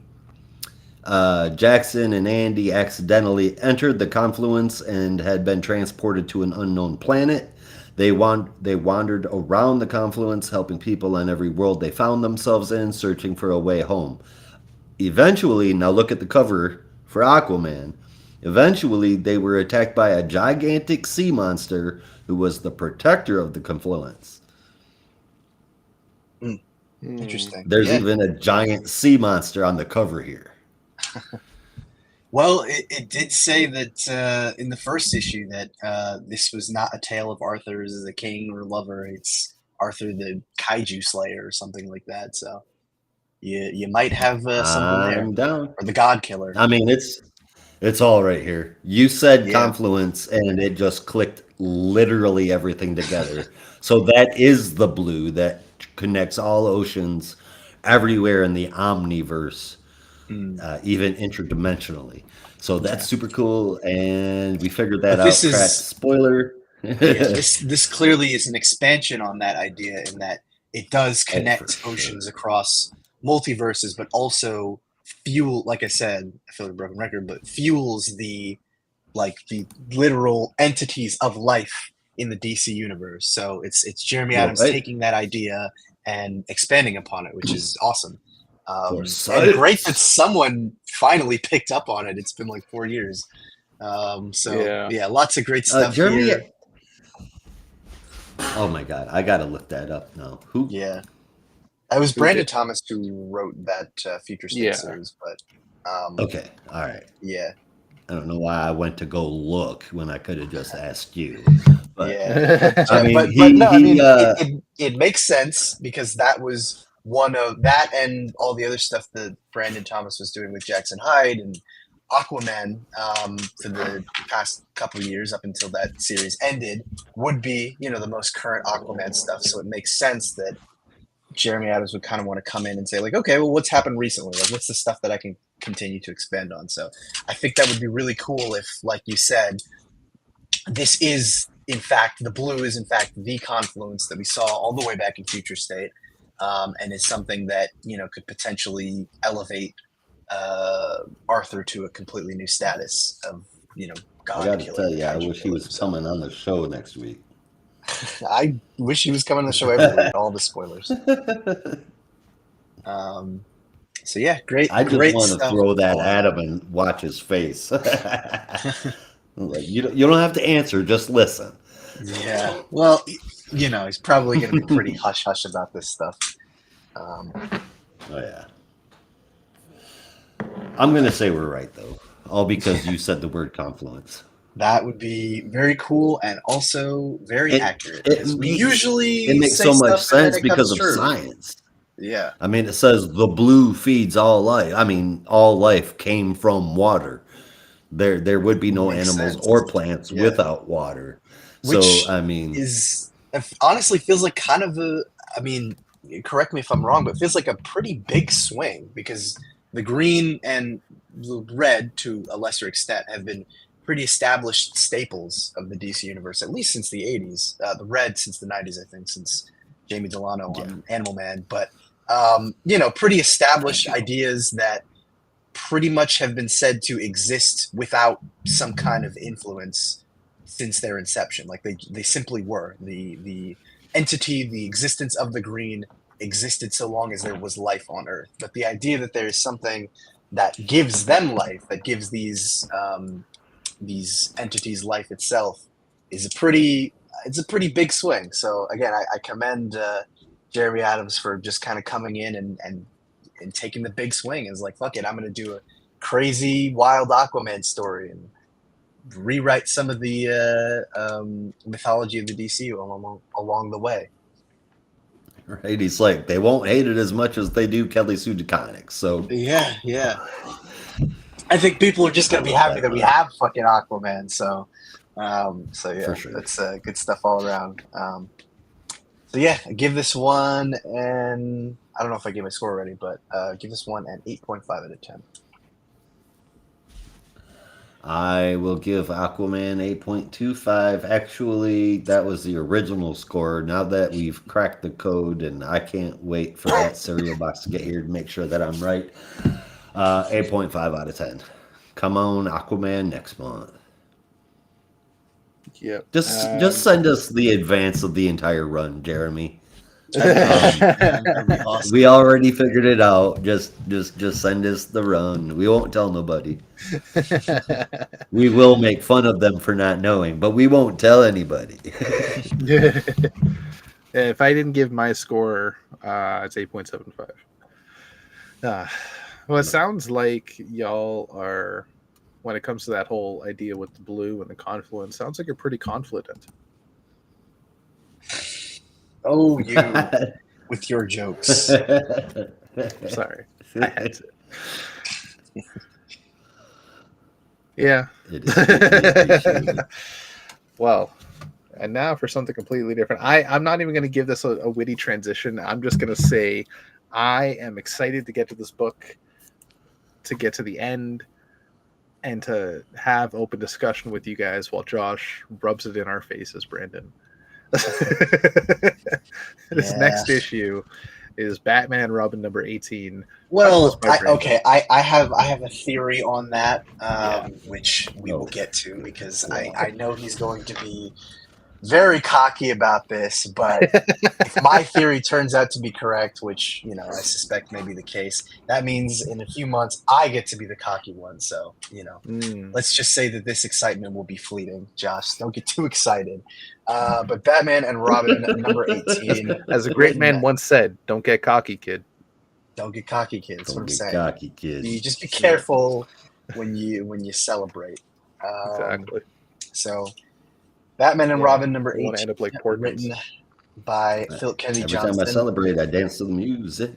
With art by Javi Fernandez and Miguel Mendonça, and also Carmine Giandomenico, with colors from Marcelo Maiolo and letters from Steve Wands. This is part 5 of Memento, and opens up with Batman and Damian number 18. What? Batman and Damian, number 18. As another great man once said, "Slow your roll, kid." Yeah, slow your roll. And also read Let's the get cover. to the end first. Read the damn cover. It's not going to change. It's not even like during the New 52 when Damian died and they changed the covers for each issue. So it's like Batman and Red Hood, Batman and Red Robin. Don't get excited. That shit ain't going to happen.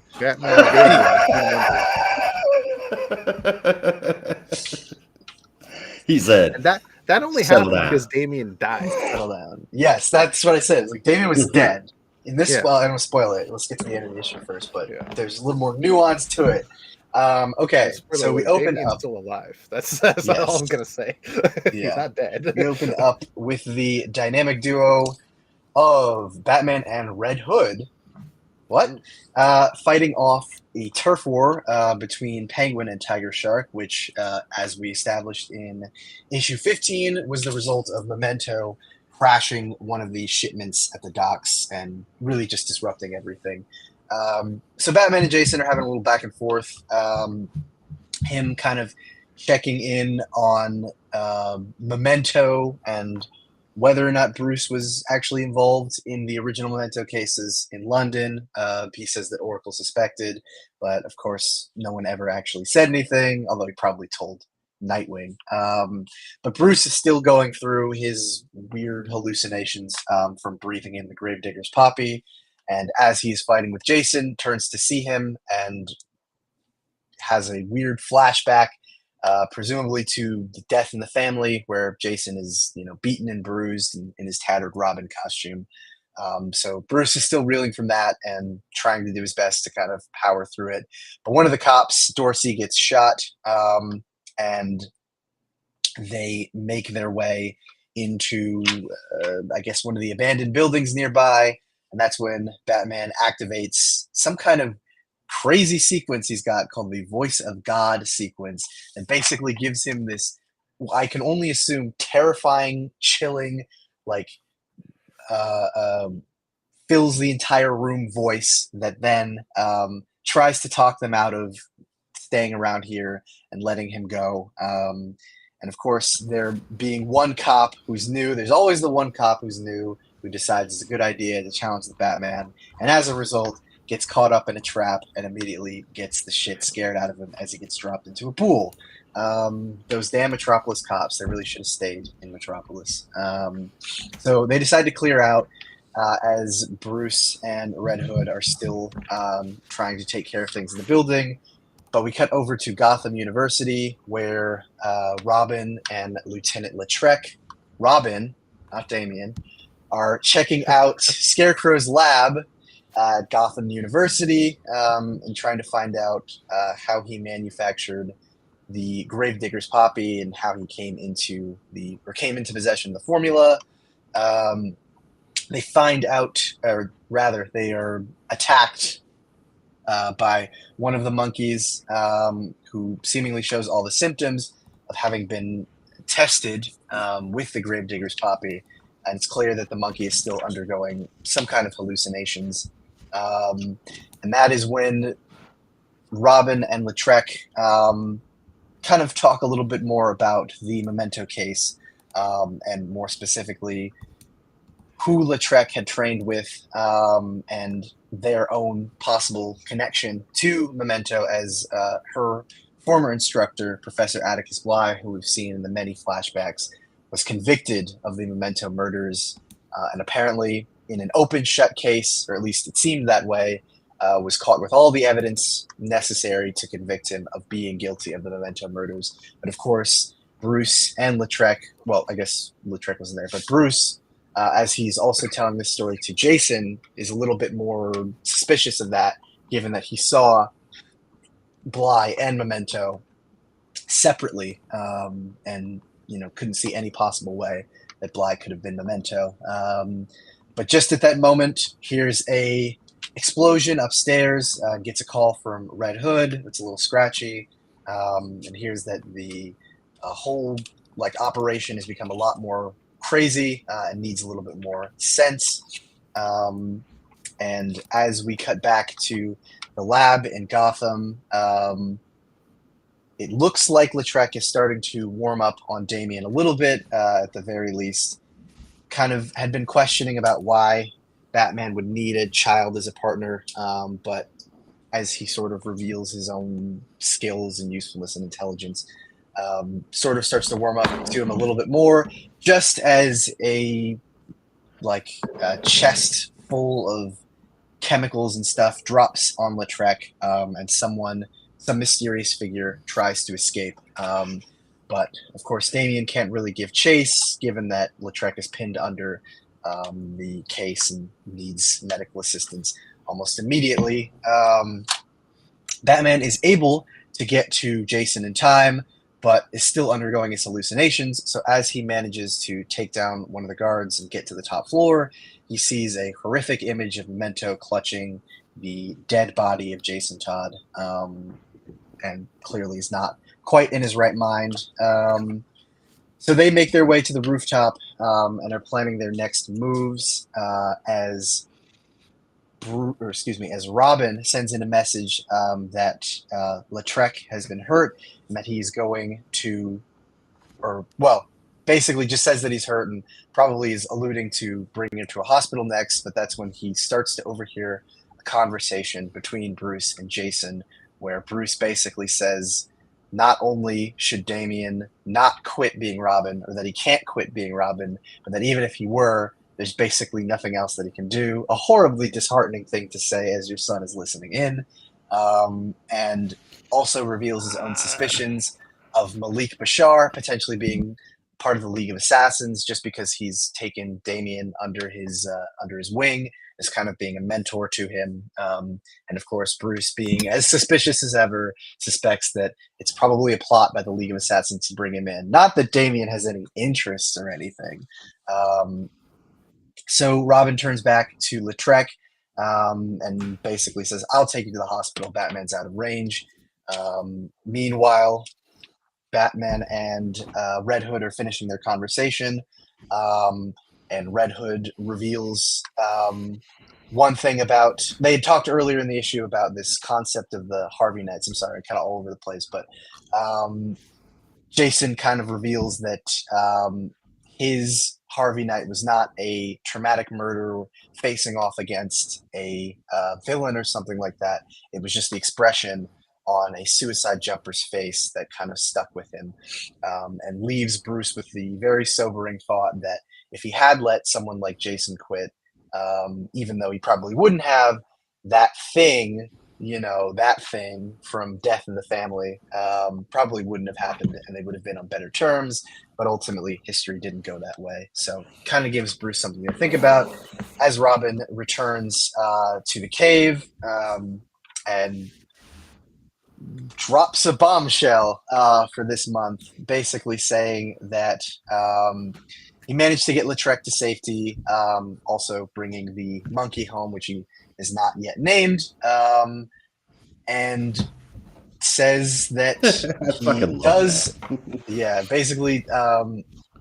does value working with Dr. Bashar, and Dr. Bashar does see value in Damian, so he's going to continue working at the program in the hospital, and then, in a classic Damian moment, says that he's going to do what his father could never achieve, catch Memento, but after that, he's going to quit being Robin, with the funniest what the fuck face from Bruce at the last part of the issue. So that is where our issue ends. Of course, if you're Josh, you are very excited because for years you have wanted Damian to not be Robin. But as we know, that shit probably not going to happen. I have a theory about what this is going to be, but before I get into that, this issue, as with the previous issues, continues running the tension. Great character work all around, and the mystery is really interesting. I will say, though, that I'm not losing interest in the Memento stuff. Like, it's very much the main focus of this angle, and what I want to see continue to develop. But my personal interests really are in the relationship between Bruce and Damian, and that in particular has kind of been taking the focus in the last couple of issues. So I'm wondering how the Memento stuff is going to wrap up, and where that will lead to next in Philip Kennedy Johnson's run. But I'm kind of like I don't know how to say it. I don't want it to rush to its ending, but I'm kind of ready for this to be over so we can continue moving forward with the father and son relationship stuff, because I want to see how that continues into whatever arc we have next. But yeah, no, great art, great character moments all around, and the story continues to be intriguing, even if I'm kind of ready to move past the Memento stuff. So I gave this one an 8.75 out of 10. And now, Josh, give your crackpot theory as to why Damian will never be Robin again. First, let me say Atticus Bly is probably the coolest name for a detective villain ever. That would have been right at home in a Sherlock Holmes novel. Super cool name. Past that, Damian outgrew Robin a couple of years ago. And especially over the last year, we've seen him just become not just more than Robin, but almost a totally different person than the kid we knew 3 years ago. And I think that we are going to see him retire from Robin. I don't think he's going to retire from being a hero. I think he's going to step back. He's going to say he's done being Robin. He is going to go help. And then I think that when he goes when he goes to help, he gets pulled back in somehow. By being Robin again. To That's hero work. And then a couple of months from now, and you're going to love it. But assumes a new identity because he doesn't want to be Robin anymore. He wants to be his own man. He knows that he is Bruce's equal, and he wants to prove it. Not only does he want to prove that he's Bruce's equal, but he wants to prove that he can be better than Batman.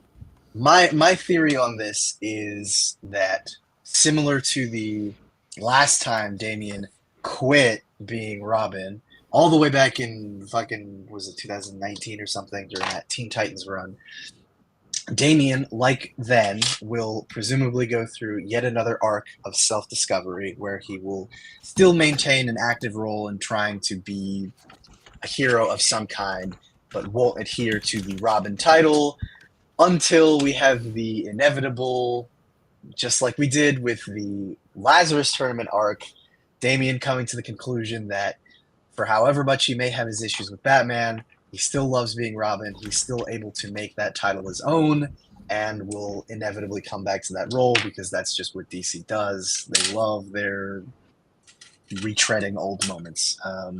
But for this, at least, I think it's going to be not quite as prolonged as that was. I think this is just going to be I'm taking a break from. We're gonna solve the Memento case. We're gonna do that. I'm gonna take a break from being Robin for a little bit. But once I feel that I need to return to the role, which will be inevitable, Damian will return as Robin, and Josh will love the story so much, and he'll be so glad, and we'll all laugh and smile.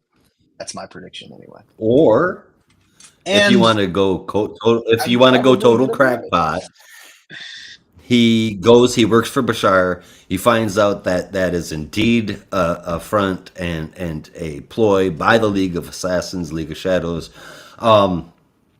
and obviously can't work there anymore. So he takes his knowledge and his practice and he moves to work alongside Leslie Tompkins, which puts him in a position to where he could become Redbird to Harper Rose Bluebird.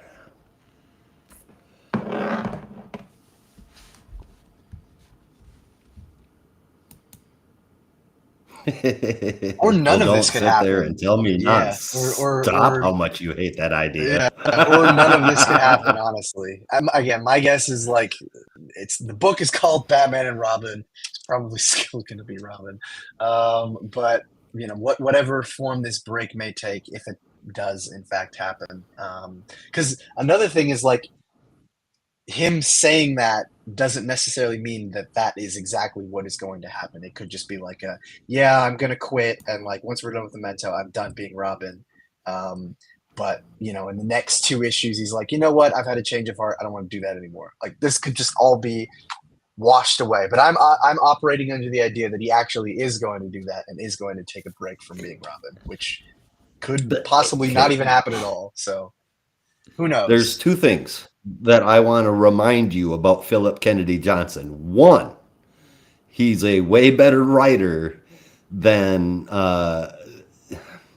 not really trying to throw shade on oh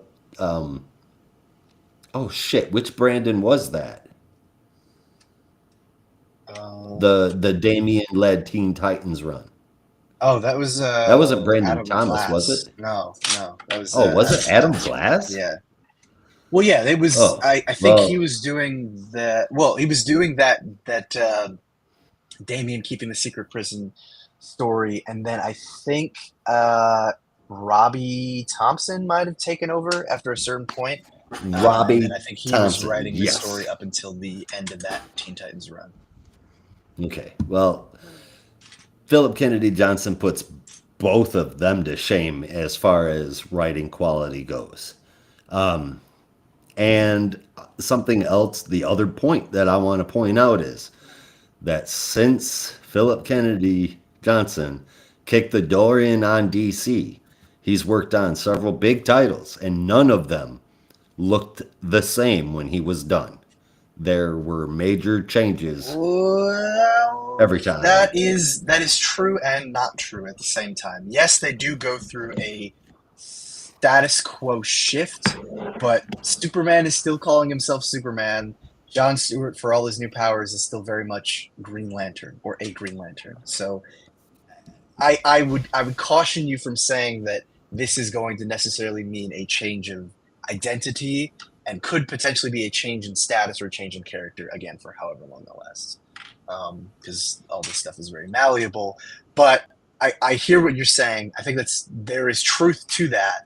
But I see it more as if Damien really does go through with this, it is a re-examination of what are the things that are important to me, what is it that I'm trying to do, and then possibly coming to the realization that I can be Robin as well as pursue my interests in other things. It doesn't have to be limited to one thing or the other.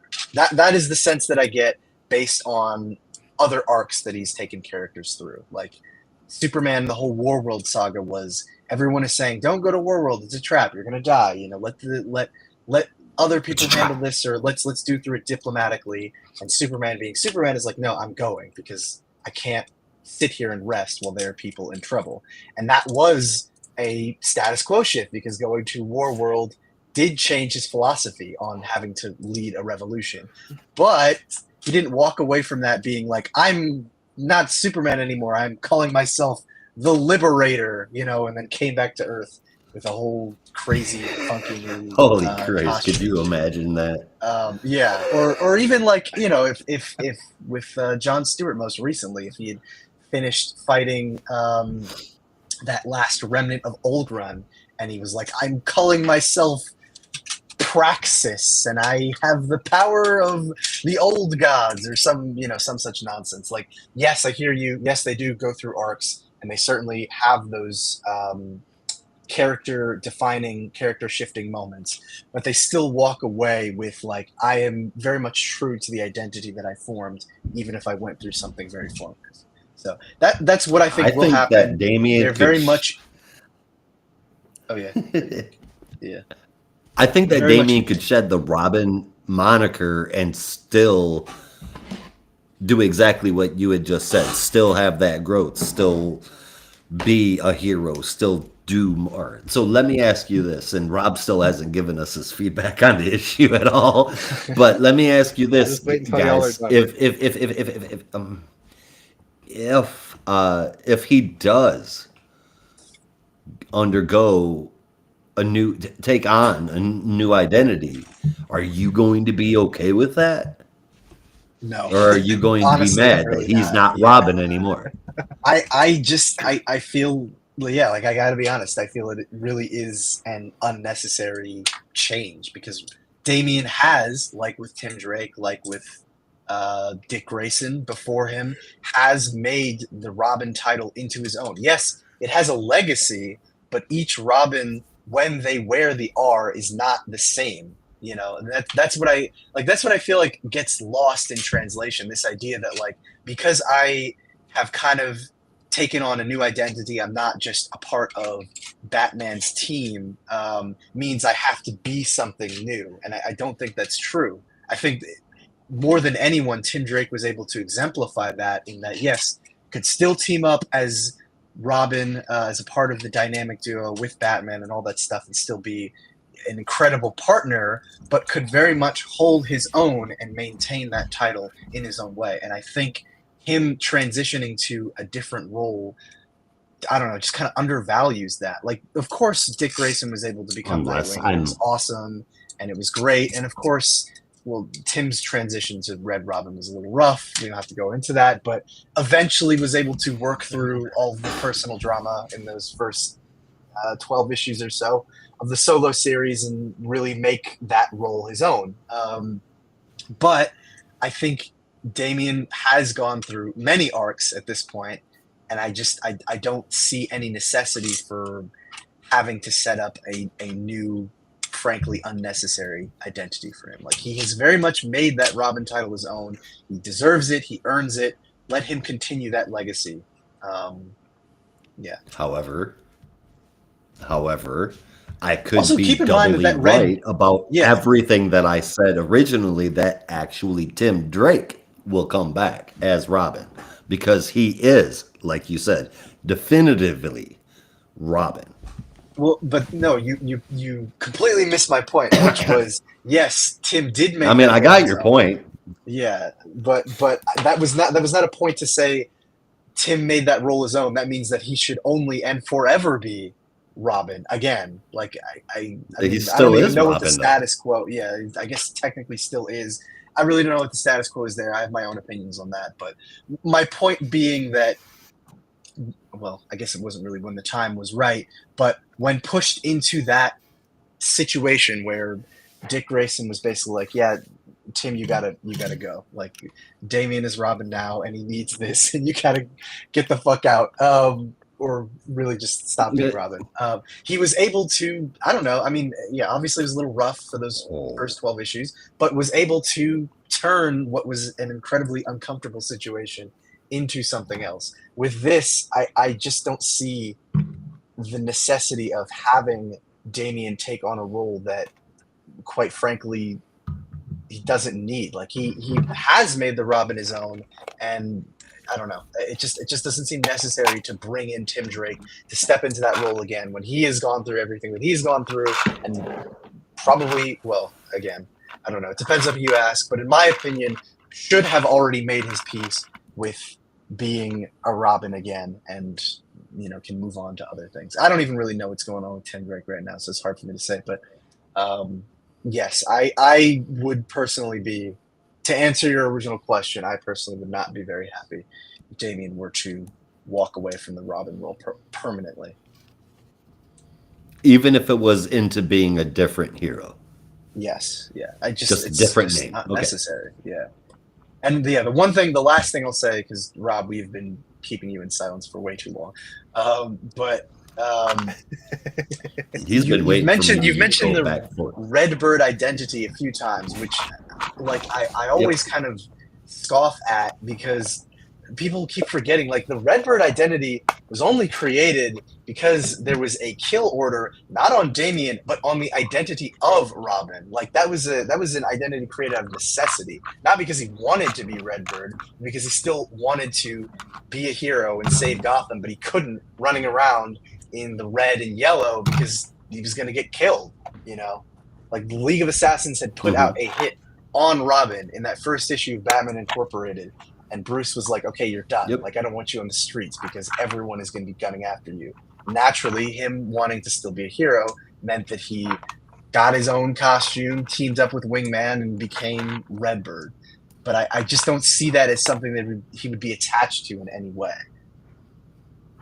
But I at the very least, well, actually, I'll get to that later. But yeah, there is more to Damien's connection as Robin than I think people are giving credit to, or maybe it's just you. I don't know.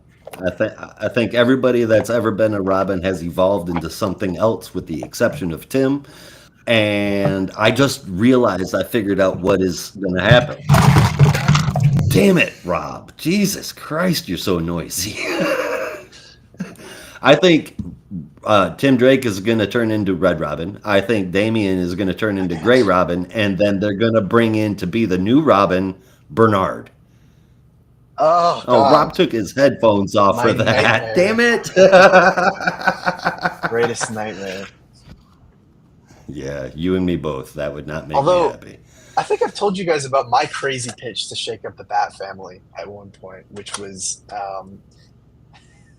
you might hate this. I don't know. I kind of keep it close to my vest on the off chance that maybe I'll work for DC one day. But if I was going to restructure the Bat family, what I would do is have Dick take on the role of Batman again, put Bruce out of commission for a little bit. This is like an idea for a story arc.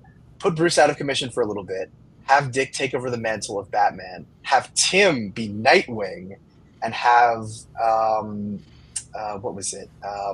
Basically have Cassandra playing the role of Robin, not as Robin, but being like that close partner and confidant working with Dick. So you'd have like a Batman and Batgirl series, Dick Grayson working with Cassandra Cain, Tim Drake as Nightwing, and I can't remember what I had for Stephanie. I think they might have both been in Bloodhaven together. And that was like totally whacked out there pitch, but it was always something I was like, wonder what I can do with that. So there you go. I mean, you could definitely. That would be a hell of a story arc for sure. Yeah, but I think Rob, really. What do you think? You took your headphones up. Go ahead. Sorry. Oh yeah, no, that was really all kind of a. I spilled shit because I'm waiting for you guys. That was really all a ploy to see if I could get a Tim Drake Nightwing series off the ground. That would be something. What would that look like? What would it be? How would Tim Drake operate? I see. That's the thing. I don't even know. Like, that's why I'm like, I don't know. It's just something new, you know. The identity of Nightwing is just Dick Grayson, right? Okay, so like the identity of Batman is brooding, fix everything guy. Yeah. You know, so technically other people could fill that role. But when I think of Nightwing, it's like, how do you describe Nightwing? And it's like, he's Dick Grayson. Well, so that's the thing.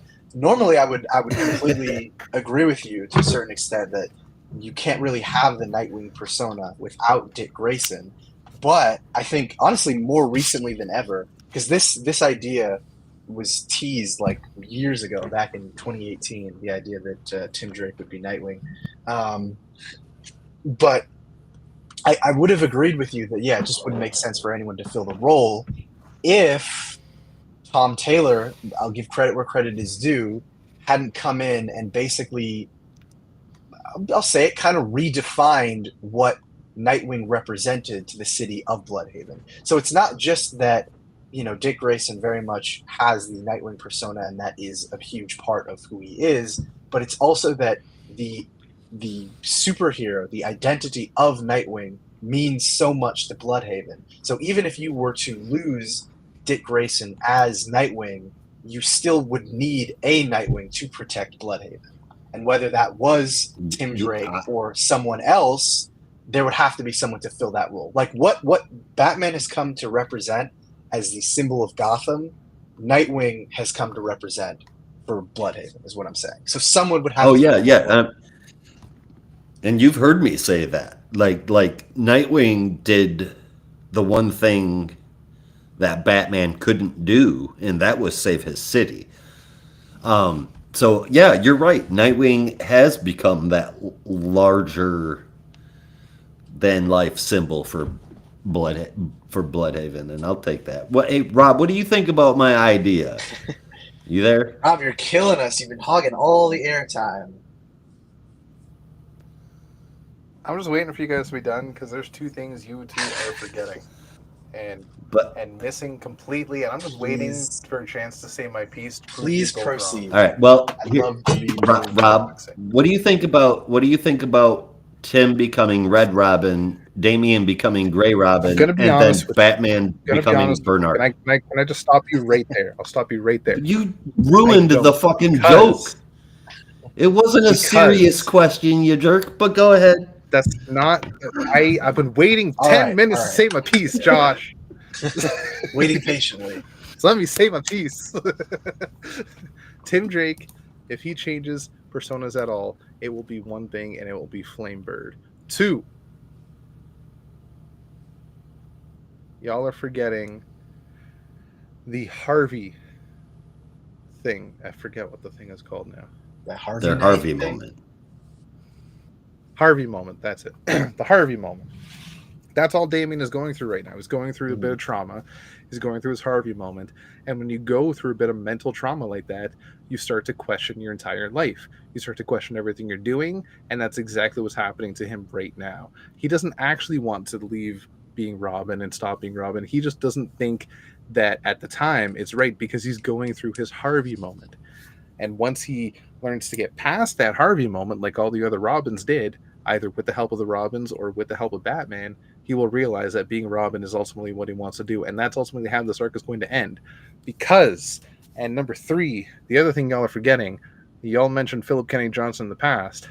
Philip Kennedy Johnson, if one thing we know he's good at writing, it's father-son bonding moments. We saw that in plethora throughout his Superman runs. John and Clark had plenty of great father-son bonding moments and communication moments. And if he's going to be doing anything in his first arc in Batman and Robin with Bruce and Damian, he's going to have a father-son communication moment by the end of this, where Bruce realizes he fucked up when he said what he said over open comms about his son. You guys read that wrong. Needs there it is. There's the mic drop. You guys read it wrong. And unfortunately, I wish he would have chose better words, but you read it wrong. Let me go back to the page real quick so I can tell you what I mean. But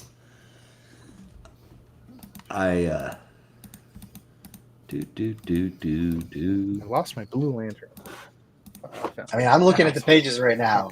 I'm confused as to what we supposedly misinterpreted. Yeah, what did I read wrong? You and I know what Robin is capable of, but based on grades, tests, and all the usual metrics, he's unremarkable at best. That's the shit that you guys are... He's saying, based on the grades, tests, and usual metrics, Damian doesn't like to go to school. Damian barely goes to school. Damian doesn't have shit on paper that says, I should be a doctor. Never mind the fact that he's an amazing field technician. Batman's just saying there's no reason for Bashar to think that Damian would be a good doctor because on paper, he looks at best a C student in high school. That's what I'm thinking. He's not talking shit about his kid. He's saying, where would he ever get this fucking idea to bring Damian into the world of medicine? That's why this is a ploy. Well, I'm not saying he's talking now about I'm going to Damian, say, but you got to remember that Damian is going through his Harvey moment, and if he's a teenager going through mental trauma, he's going to hear things differently. He's going to have a perspective that's a little off, and whether Bruce was being disrespectful or not, all Damian's going to hear is, my father thinks I'm not good. Not even just that. He took his earpiece off before he finished speaking. Yeah, no, not even just that, but I'm going to say you also skipped over something, which is literally pretty much right at the start of the conversation, when Bruce says, you know better than anyone, that kind of life is unavailable to him. He came to me so damaged by the League of Assassins, I don't know if he'll ever overcome their influence. So it's not even just that, he's unremarkable as a student or, his grades or his academic abilities are not quite at the standard that you would expect for someone aspiring to be a doctor. It's the fact that even now, which I kind of maybe disagree with this characterization, there is an aspect of Damien's upbringing that Bruce still feels could never possibly be fully redeemed. Like him having that League of Assassins. So does Damien, though. What do you mean? I mean, Damien acknowledges, and still to that when he came into it, he was like, "I am better than all of these people because of what I was trained and what I learned from the time I was a toddler. My life is completely different. It's where the t came from. It's just he's grown up, but that doesn't mean that has changed it all." No, but I'm saying this is something that Bruce still very much sees as a negative in his son. I don't think that it's a negative. I think it's how he sees all of the Robins. That influence is still very much defining him. And so, because he hasn't seen that. Exactly. I think that's something that Batman sees about all of the Robins. That's why he said it to Jason. You know better than anybody. It's once you start this. Even if he sees about all. Once you start this, it's what you become. There isn't a life outside of this. I mean, yes, but it's also, again, my point is it's made different for Damien, given that none of the other Robins were born and raised with League of Assassins training. That kind of influence is something that, according to him, no matter how much experience you have outside of it, no matter how much you've rejected it, is almost impossible to divorce because it was literally fundamental to shaping how you saw the world, right? So for him, he was raised to be an assassin from 3 years old. Before that, he's raised since he was an infant, since he was grown in an artificial infant, but they weren't putting a sword in his hand at 6 months. You know what I'm saying? The point I'm trying to get across is that for however much, and again, I maybe kind of disagree with this characterization, but for however much Bruce has said that, you know, Damien has become his own man, he's shaken off the shackles of Ra's and Talia, he's rejected the teachings of the League of Assassins, that aspect of his upbringing is still fundamental to who he is and kind of reflects poorly on what he could potentially be in the future. So I do think that is him kind of looking at Damien like, yes, you're my son and I love you, but there's still a part of you that is sinister. And I can't help but maybe not look down on you. Maybe that's not the right way to phrase it, but there's something that I can't quite look past about you. I mean, I think it's more along the lines of common sense. If you were raised from a baby to be an assassin and you were raised that way for 10 years and that's all you fucking know, I mean, real world, no. Under no circumstances, and I mean no circumstances, will you ever be able to completely shed that. You may become a wonderful person. You may become a free clinic doctor, providing free healthcare to anybody that needs it. But those traits, those personalities, those are always going to live in the recesses of your mind. Yeah. Psychologically speaking, you could never share. You could never shed that. Yeah, I also just kind of have to call bullshit on that one. Now that I'm thinking about it a little bit more, because this very much feels like an argument that Bruce could only make about Damien. Because the same logic could apply to Cassandra Cain, and he would never say something like that to her. She also literally raised from birth to be a trained killer with fucking David Cain. But I don't think I've ever heard him say that Cassandra, no matter how much she changes, no matter how much she may have the capacity to become a different person, is still fundamentally an assassin at heart or something. I don't think I've ever heard that said, but maybe we've just never had that moment. I think it's. I feel like this is. She can read body languages to beat somebody in a video game. It's just common knowledge. It's just his bullshit justification to keep his son as Robin, which I think is masking a little bit of his own. I need a partner with me. There's a moment from that I won't argue with. Batman is in desperate need of a Robin, and I think for the first time, we're seeing Batman readily admitting that.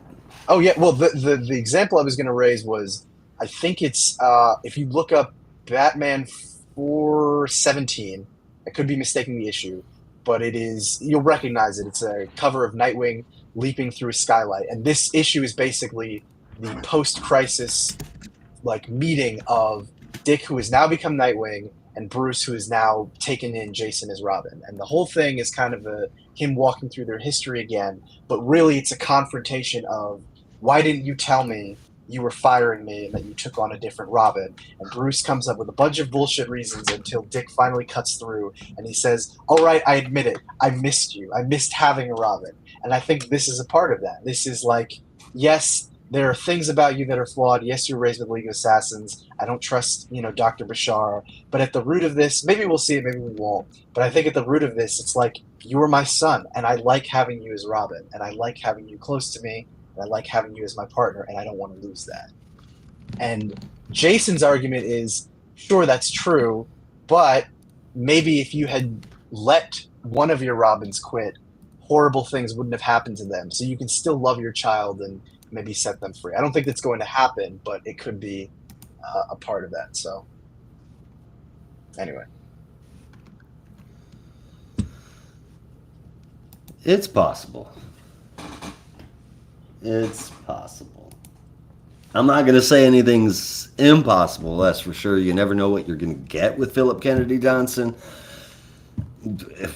By the end of this run, Olgren could show up. We don't know. I think but I know it'll be enjoyable to read.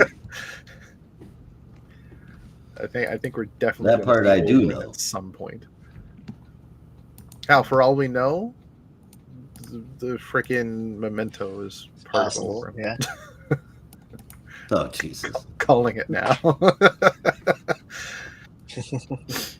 Damien wants to be. I am now Olgren boy. Yes, I am not Olgren boy. No. Oh God, no! I mean, if he's please, I'm sorry, no, sorry, It's a joke. It's a joke. Yeah. It's a joke. I'm not serious. not 417. It's 416. That's a So close. But I am serious about better if next Tim ever changes his identity, it better be Flamebird. Flamebird. Whoa. What happened to the Yeah. other Flamebird?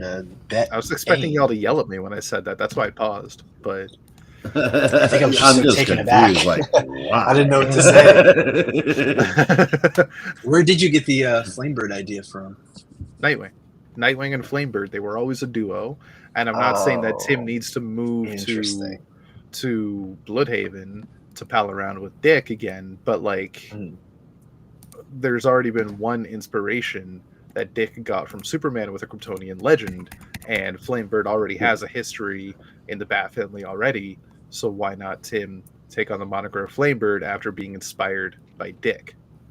I see your reasoning for that. Listen. The only thing that I would possibly push back on is Dick's whole Nightwing persona was like explicitly said to be inspired by Superman because of his personal connection and affinity to Superman. Yeah. I don't know that Tim has that same relationship to Superman, so it feels like that doesn't track as not much. with Superman. Not with Superman.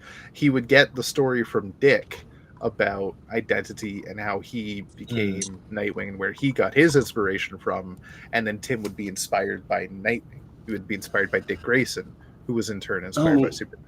Not that Tim has a connection with Superman, but like he would hear that story of Nightwing and Flamebird as Dick heard it from Superman. He would hear it from Dick, and then Dick would be like, "Maybe you're onto something."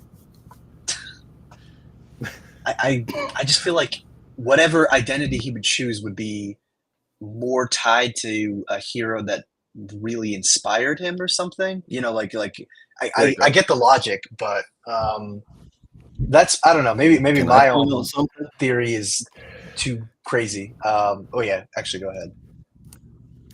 Okay, why don't you go ahead and pull that name on Twitter and see how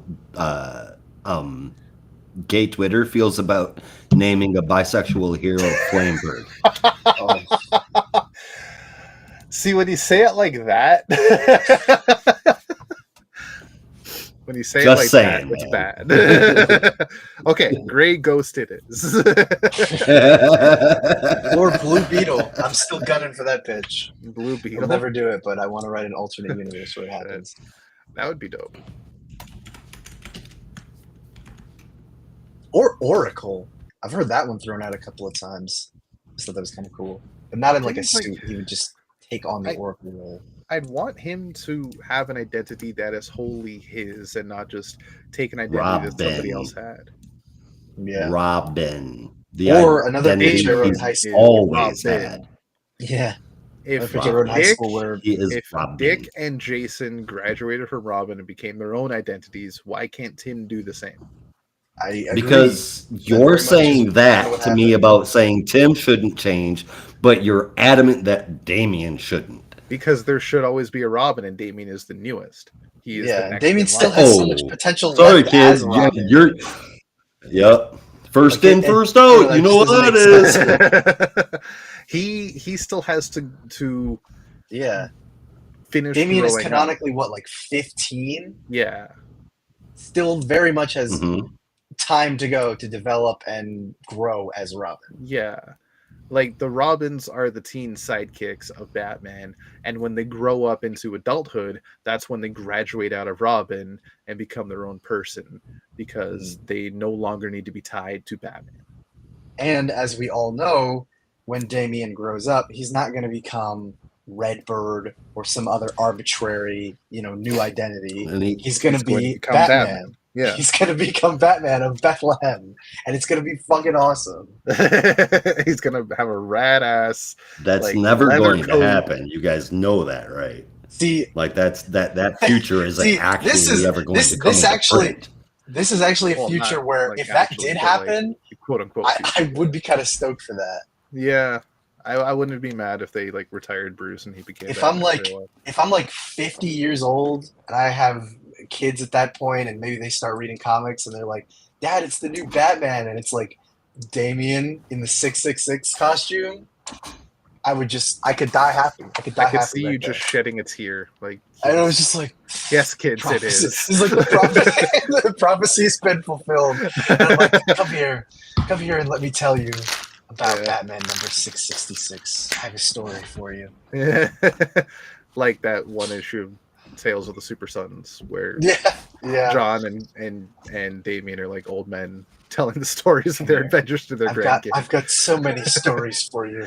Yes. A little book drawn by Andy Kubert. Called Once Upon a Time, there was a story called Batman and Son. I'm going to really need you guys to try to open your mind up to the identity of Tim Tim continuing to be the hero that he has been forever, and Damian actually graduating to somebody else, because Damian has evolved. Tim kind of hasn't. He found out he was bisexual. That's it. Other than that, is more a product of just a Robin. Poor writing since the reboot. So I wouldn't blame that on Tim's lack of potential to grow. It's just the fact that no one has taken the opportunity to actually see him grow in a genuine way. Not personally. Yeah, obviously that was quite a major revelation, him coming to terms with his sexuality. But I'm talking about him having stories and character moments that will allow him to grow, like with the Red Robin series. That fortunately has been overlooked. Nobody knows what to do with him DC. because he's just a Robin. They want to do more with him, but he's just Robin. Embrace that. It's just not true, but okay. There would have been a Red Robin book in the New 52. I was all geared to go. James Tynion was apparently tapped to write it, and then ducked out, so they just kind of kept him in the Teen Titans. But Robin very, very much have been adamant about trying to push him forward, but when I saw attempts have not been successful. No, because the name Red Robin, you're evolving out of your Robin role, so you're going to keep calling yourself Robin. It just, I don't know, it takes on a new meaning. It takes on a new meaning, and I think you're looking at it in a simplistic way. Also, I find that disingenuous because we've got Jason Todd the Red Hood, Damian Wayne, Robin, Dick Grayson, Nightwing, and Red Robin. Yum. Okay, first of all, I'm gonna have to say you're like the only one who still gets that reference, because who the fuck has been to Red Robin in the past 10 years anyway? I don't even know if they're still open. But second, like, we have already had, I mean, mind you, not a lot, but there had already been stories like the Detective Comics run at Rebirth that saw Tim in the role of Red Robin, still trying to push forward into new directions. Obviously, he was sidelined for quite a while after he was murdered, but I very much do think that That'll happen. for whatever problems he had, adjusting to the mantle of Red Robin, for however awkward the title might have been in 2009 when people actually still went to eat at Red Robin, I think he can still very much make that title. So. Yep. Nope. And I talked to Fabian Nicieza. I don't have a problem with Tim Drake. He said the same thing, and he wrote the Red Robin series. So I'm right and you're wrong. You shut the hell up. Tim Drake is the best Robin, hands down. And I don't think he needs to go past that. I also wouldn't agree with that, but that's more of a that's because you're wrong. The other one is Nightwing. No. Oh yeah. We're not going to go into the best Robin debate. We've already had this many times.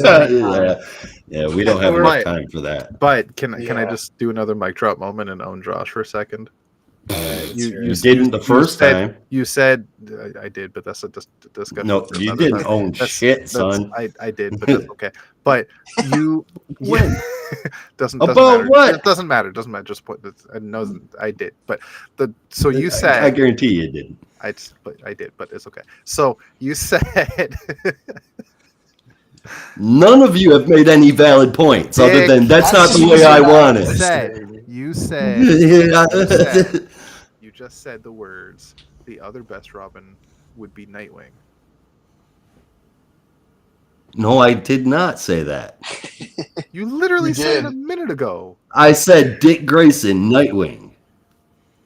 You said the other one. They're Robin. You still called him a Robin. I would never. You said the other best Tim Drake, and the other one would be Nightwing. Were your exact words? No, you misheard me, homie. You've never, ever heard me refer. Not in 5 years have you heard me refer to Dick Grayson as Robin. Not in 5 years. Just said it. You just said it. You know what? Let's mark this down. 2 hours and 21 minutes. I'm gonna need you to go back and re-listen to this for the first time in 230-something episodes. And when you hear it, when you edit this tomorrow, I want you to let me know. No. I need you to go through and read it. But all right. If even still, what did you say then? I don't fucking know. That was 2 minutes ago. I can tell you the gist of it, though. What? Tim Drake is the only Robin. He was the best Robin, and no one else needs to be. Somebody probably said the word Dick Grayson. And I was like, no, he's Nightwing. Did Jason cease to exist in the previous reboot? Does he not count as Robin either? Who here? No, he's a Red Hood. Out of the three of us, show of hands, who here voted during whether Jason Todd should die or not? Exactly. And what was he at the time? A Robin. That has to be the most cracked argument I've ever heard. Like, even if he, eventually became. Oh, first of all, that barely even makes sense because for the majority of his history, even when he was dead, he was still referred to as the dead Robin, not as Red Hood. That makes no sense. And also, it's because that identity hadn't been invented yet. All he was some punk kid that got beat to death by the Joker. Okay, no. I'm gonna alter the. You guys are gating so hard. I hope you're ashamed of yourselves at night. I'm gonna alter the history a little bit because first of all, I'm gonna call BS on this whole rewriting of history that people have had that Jason was always this violent, angry Robin. Actually, go back and read comics from the early or I guess right after. I said he was a punk. I didn't say he was violent and angry. I said he was a punk. Your argument is that he always had this. Huh? I said not necessarily Josh says that, but there are lots of people that do. Yeah. Well, but my thing is you're saying that him being Red Hood was somehow always his persona, or you're implying that he was never Robin or should never be considered a Robin, which makes no sense at all. Because regardless of his own outbursts and tendencies, but he still is a Robin. Like, he will always be considered a part of the Bat fam. Do you consider Stephanie Brown a Robin? Yes, she was one. Do you consider, to a certain degree, exactly. To a certain degree, she was literally Robin. Degree is that I'm sorry. Hold on. All of your arguments are invalid. You're Carrie Kelly fans. End of story. I never said it was a Carrie Kelly. Solved it. I hate that book as much as the next person. I never said it was a Carrie Kelly fan. I'm just claiming that she was also a Robin. No, that was some alt universe Frank Miller on crack shit. And if we're counting alternate universes, Bruce Wayne was a Robin. You guys are broken inside. All right, let's move on. I gave Batman and Robin a 9.25. 9.25. I gave it an 8.75. I think I also gave it an 8.75. All right. It's been so long since I actually talked about my score. Oh, it really has. I hate talking about this. Not because I don't like talking about Robin, but because I get so frustrated. It's like fighting with your grandparents over politics or something. I'm just like, why can't you understand? God damn it. Damien, Tim, not my Robin. Jesus. I gotta fucking find my stress ball or something. Oh, man. Comic gators. I know. You're horrible people. The funny thing is, like, I read comics so I don't have to be stressed, so I can relieve the tension in my life. And then I come here and I talk about it. I'm just as stressed as I normally would be. That's just when you're arguing with me about Robins. Okay, let's talk about Green Lantern now. All right, yeah, let's shine a little light on something we can all a little different. This book sucks. Now, no. I think even Jeremy Adams knows that was a joke. Yeah. Excuse me. Yeah, that's now for another book that a lot of people are arguing about. Oh boy. Really? Green Lantern subreddit. It's I'll get to that at the end. All right. This is the long-awaited, at least by me, Green Lantern Corps #1, written by Jeremy Adams. Written by Morgan Hampton and Jeremy Adams. I didn't realize it was two writers. With pencils from Fernando Pasarin, inks from Claire Alberts, colors from Marie Prianto, and letters from Dave Sharp. With the cover that you see here from Fernando Pasarin, Claire Albert, and Arif Prianto.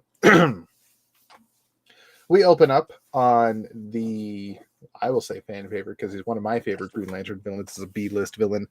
Kanjar Rowe showing up. A little bit more D's than we last saw him, but he's here committing crimes yet again because the Green Lantern Corps, as far as he's concerned, and the United Planets are in shambles. So he figures he can take all these people and sell them on the black market. However, the Green Lantern Corps arrives. John Stewart arrives and starts to arrest him, but then his Kanjar Rowe's henchmen start to fight against John, so he takes them out. And just as Kanjar Rowe is about to escape, the rest of the Corps arrive, free the prisoners, and catch Kanjar Rowe all together.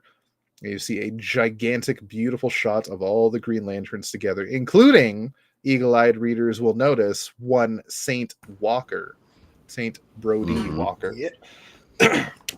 in nice green garb.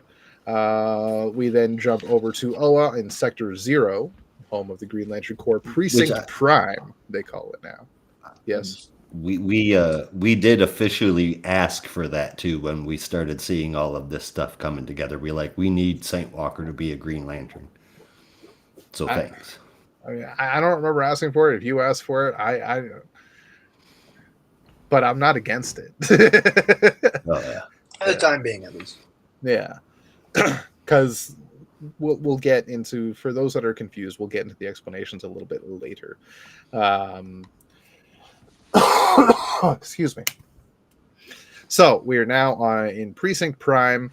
The Green Lantern Corps is almost back up to full-fledged status. They're adding new members all the time.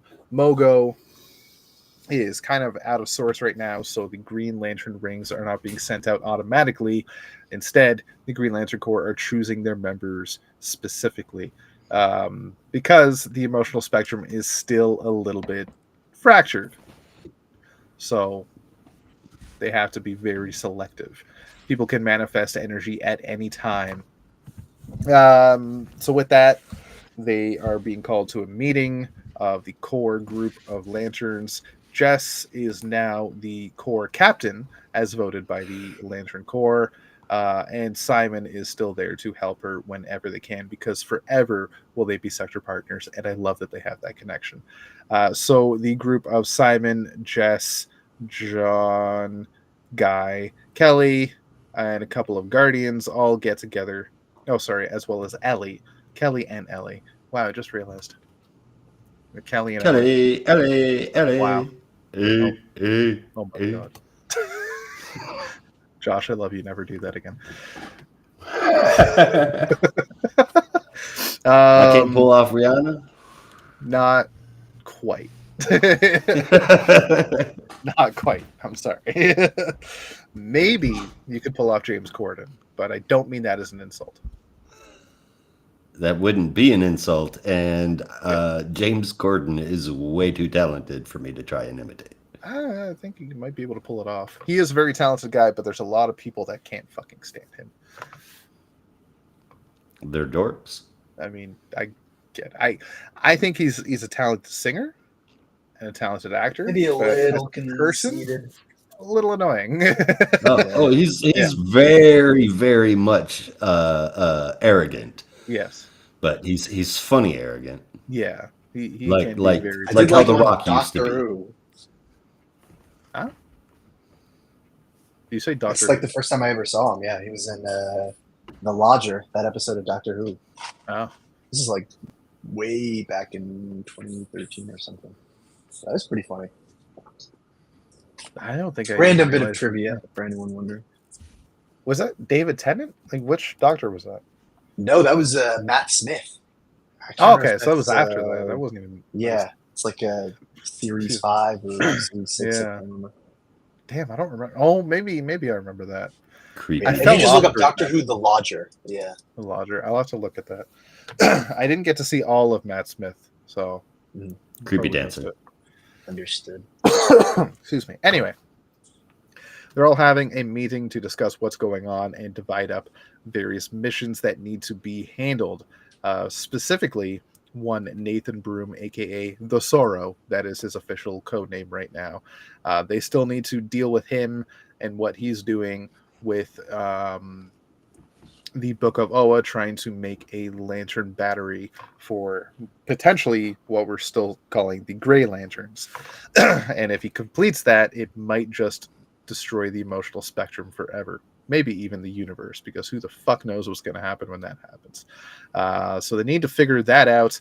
But first, while John is prepped and ready to go, Jess says, we got something else for you to do first. We need you to go to Tamaran, where a spike of fear energy has manifested. We need someone to go take care of that. So you're going to put together, or you're going to have a team to go with you and leave as soon as you can. And John asks who is on that team, and from across the room, you hear, who else, John Stewart? If fear is involved, Sinestro will be your guide.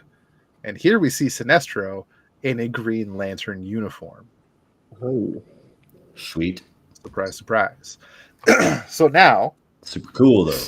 Yeah, John, Sinestro, and another Lantern together go to Tamaran, the city of Palomar, specifically in Sector 2828, where a giant yellow construct of Exal is attacking the city and is being fought against by Blackfire, Starfire's sister, who is the self-proclaimed, I'm assuming, if not actual, current queen of Tamaran.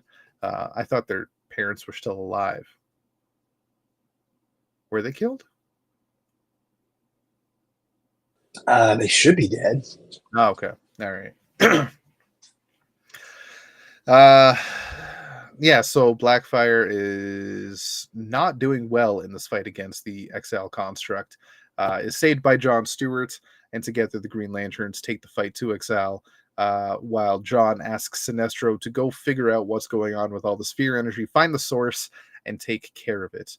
Sinestro goes off and finds the source of the Yellow Lantern manifestation, and it's a lone woman who is just full of fear, specifically at Exal, despite the fact that she's the one manifesting it. She's afraid of her god, and she does not realize that she is in control, even though she really is out of control. Sinestro uses his understanding and control of the fear energy, as well as Green Lantern energy, to teach her how to control it, to not be afraid, and to even be a Green Lantern. You need to overcome that fear. It's not to be without fear. Feeling fear is normal, and that is welcome. It is overcoming that is what you need to do.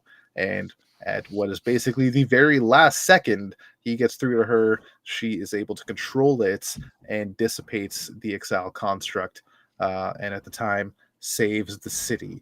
Blackfire comes down and screams at the woman, who is named Vexaru, and is prepared to banish her and punish her. And then Sinestro gets in Blackfire's face about how Vexaru is a believer in the god that they all believe in, and is even still supporting that god and is fearing that god, and you still want to punish her.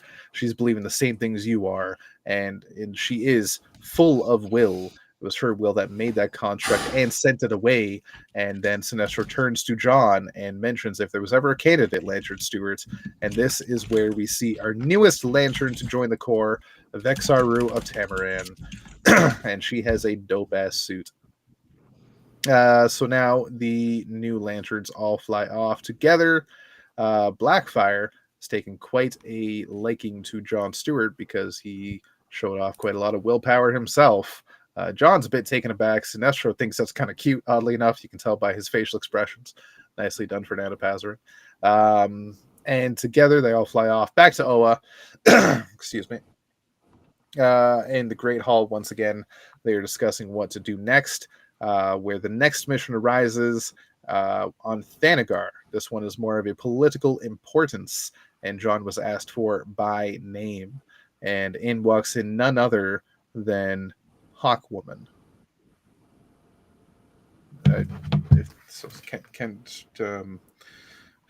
Shiera? Shiera. Okay, so it's Shiera Hall. Yeah. The best Hawk. I have nothing to say. I don't know about that. I can't really talk about that. I'm very confused about the Hawks, and like, did John ever have a relationship with a Hawk in the past, or was that only in the Justice League cartoon? Because why else would she ask for John by name and he'd be very apprehensive about it? And if it was in the cartoon, it was Kendra, I thought. No, it was Shiera, wasn't it? Who wrote this book? Morgan Hampton and Jeremy Adams. Right, and Jeremy Adams would pull from the cartoons. Wow. Yeah, but I'm asking if it was ever a thing in the comics. Not that I'm aware of, but I'm not surprised to see it carry over here. Fair enough. That's what I'm getting at. I think. I'm trying to remember. Oh, Brandon's gone. What the hell happened to Brandon? Oh shit. God damn it. I was gonna ask him. I think it was Shiera was the one in the Justice League cartoon. Well, it's Hawk Woman or Hawk Girl. Yeah, I mean it was Hawk Girl, but I think they called her Shiera.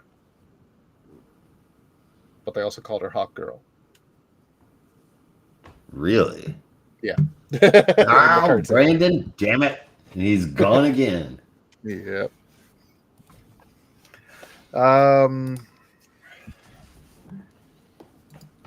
Yeah, so I like I said, I can't really comment on the Hawks, but if that's what they're doing, I dig it. Was it Justice League? Cartoon. Yeah, Justice League. Yeah, it was just called Justice League. We called Justice League the animated series. All right, so 2 things I want to bring up right away. The debate I saw on the Green Lantern subreddit that are dividing people is people are automatically assuming right away that they're like, oh, it's just another John Stewart centric book.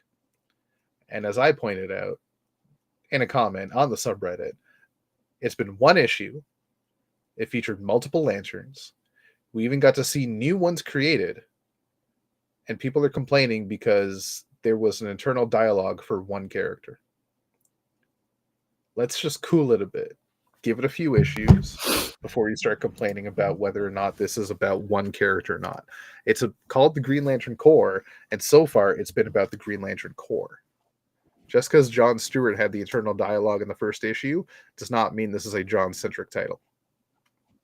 This is not John Stewart. I mean, he's leading the Corps. This is the Green Lantern Corps. It's not even him leading the Corps. It's just leading the Corps. That's what I meant. He's like the field leader, and Jess is a guardian now.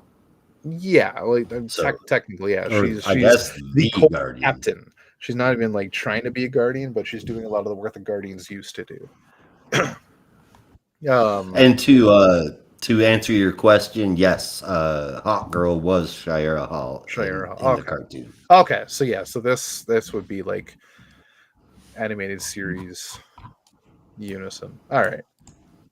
Now for those, my other point, for those that might be confused about why Sinestro was all of a sudden a Green Lantern, if you've missed it or you don't understand what's going on, basically with the emotional spectrum, people can manifest the energy of any color at any time as long as they feel the emotion at their at their biggest points at that time. And that is why Sinestro had manifested red energy over yellow energy back on Earth, because he was so full of rage. And that is why Kilowog manifested yellow ring energy, because he was so full of fear. And that is what's going on with the emotional spectrum right now. That is the simplest way I can describe it. And Sinestro is able to manifest green will energy because he is using his willpower. He's willing it to happen. That's all it is. It's very simple. That's also why you see St. Walker being a Green Lantern member, because he's manifesting a lot of will to just be a Lantern again, which I think is really cool. There's a really interesting side to the Green Lantern mythos, the Lantern Corps in general, and the emotional spectrum that I kind of don't want to see go away anytime soon, but I would love to see it explored a lot more. Of just people being able to manifest any energy just on accident, I think is a brilliant side effect of what's going on. I'm stoked about it. I'm stoked about the future, and this first issue has me stoked about the future of this title. You got to see a lot of lanterns. You're seeing new lanterns be inducted, which is exactly what the last 2 Green Lantern Corps series had in store. So it is great. I think it's good. The art is fantastic. The facial expressions are spot on. As I pointed out, Sinestro had a very specific facial expression when Blackfire was hitting on John Stewart that kind of fit really well. So yeah, I love it. This is getting a 9 out of 10 for me for this first issue. I'm sold. I'm sold. That probably was evident when we started this review.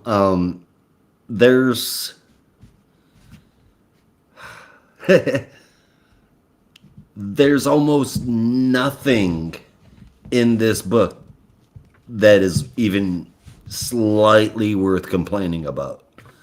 The story, the developments how they're bringing in new lanterns at this time, the kind of lanterns that they are bringing in at this time, how they're utilizing willpower to overcome the other parts of the emotional spectrum to keep those parts in check is going to lead them to finding the most powerful willpower in the galaxy. And this is just super cool. I mean, a freaking Tamarian, excuse me, Green Lantern. I mean, they don't even need a lantern ring, but here we are. I can't wait to see what that's gonna be all about. Yeah. When Mogo gets stuff, when they get stuff squared around with Mogo, I can't wait to see what that's going to bring. It seems as though we're going to have a lot of touching on Thanagar. Obviously, with Shara showing up at the end of it, which I am super stoked to. Welcome back, Brandon. Super stoked to see. They I can sit here and try and stumble over my words, but I'm just going to say it like this. I found one fault in this book, and that was it. And that was the way that Shara was, her new costume. I think it looks like dog butt and not like the worst kind of dog butt. I don't like it. I don't like it at all. But I am so glad to see her in the book. I'm so glad to see her, period. Yes, yeah, that's actually really cool. Now, with Brandon back, you can ask him about the I mean, you kind of answered the question anyway. I don't know if they're.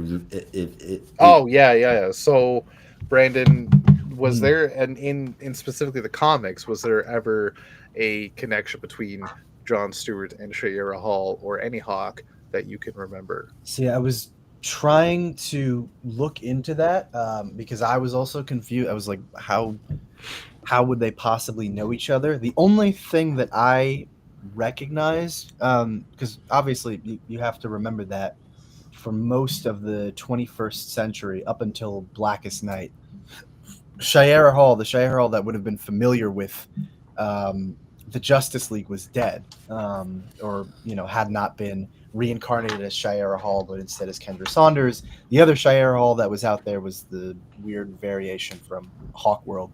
But the most recent example I could see, so basically all that is to say that they would have had no connection prior to Flashpoint. But the only other one that I could remember was there was an arc in Scott Snyder's Justice League where Martian, I think it's Hawkgirl, John, and Martian Manhunter go to Thanagar and meet with that other version of Shayera Hall. And that's like the only time I can remember them interacting, but they weren't friends or anything. It was really more of a diplomatic mission to find out what was going on Thanagar. And, they basically found out that they were using like illusion technology to disguise just how damaged the world had been. But aside from that, I don't remember them having any other kind of history. So I really don't know where that is coming from, which was kind of really my only point of contention with this book. What do I remember? They had a relationship in the Justice League animated series. Yes. Yeah. Which, is fine for the animated series, but I don't know. I guess I'm not a huge fan of trying to incorporate that into the main DCU, primarily because it complicates things way too much with the Hawks. Because is this the Shayera Hall that we recently saw in the Hawkman series where they were traveling the cosmos together? Is this It better be Hawk World version of Shayera Hall, who I don't even think exists anymore, but was in love with her partner Qatar Hall? it clearly isn't Mhm. Kendra Saunders. Is this the Shayera Hall who was reincarnated during Blackest Night? Like, which one is this? And whichever one it is, that one probably should be with Hawkman. Not even like a they have to be together, but like the last time we saw them, they were like together, and it would be very confusing as to why they just decided to separate. So that's why I'm like, what I don't really know what's going on with this, but Well, one way to find out. yeah, Yeah. that is a very minor flaw in a book that I mostly enjoyed. As is her costume. I gave this a 9.5 out of 10. Yeah, no, this one got an 8.5 out of 10. Honestly, would have been a 9 if not for I was fully into this book until like the last 2 pages, and then I was like, oh god, no. But I loved the setup with John. I loved seeing John work with Sinestro, which is something like we almost never get, and it really. I know this is a Green Lantern book, or Green Lantern Corps book, and I want this to continue to focus on other members of the Corps. But it dawned on me just how great of a setup having John and Sinestro work together would be, because it's one thing where Hal and Sinestro, they have their history. Sinestro is Hal's teacher. They have that kind of weird rivalry / friendship together that bonds them in a certain way. But John doesn't have any of that. John became a Lantern after Sinestro had already become a traitor, so he has absolutely no reason to warm up to him at all. And that is such an interesting dynamic. So I loved seeing that in this issue. I hope that gets expanded upon further, because I feel like they almost never interact at all. Yeah. And it's, for me, one of my favorite bits of dialogue is John saying to Sinestro, go ahead and show me why you were called the greatest Green Lantern. Yeah. Right? It's just perfect. And just another thing that I didn't even notice, but there's a story in the background, very community style, if I might add, in this that kind of lends credence to the whole not only police precinct but also the Green Lantern Corps title. Mhm. That there's in I think it's pages, if that let's see, there's 1, 2, 3. Well, it's after the title card when they're on the precinct prime. It's 2 pages. In the background you see Guy Gardner at a desk with a person made of water. And at one panel, they're kind of just normal size. The next panel, they're getting larger, and then they explode, and foam gets everywhere. And then a couple panels later, you see Guy behind Kelly, covered in foam, cradling a little water baby. I didn't even see that. I didn't notice it until just now. Wow. And there's stories in the background going on. Like I said, very community style. Mm-hmm. But that lends credence to the whole idea of this as a Green Lantern Corps, that even though John was the focus of this title, of this issue, and he was the one with all the inner dialogue and everything, there's still other members of the Green Lantern Corps doing stuff in the background. It's not just a John book. Yeah. And I need that to be understood. And it was also confirmed that I was reading in that same Reddit thread I was arguing with people in, that later on, Jeremy Adams has confirmed there will be other Corps members being the focus in different issues. Well, that's cool. Yeah. So that's definitely going to happen. It's not a John-centric book. So that's it. 9 out of 10 for me. I love it. It's a great first issue, and I'm just happy to see a Green Lantern Corps book back on the shelves. Definitely.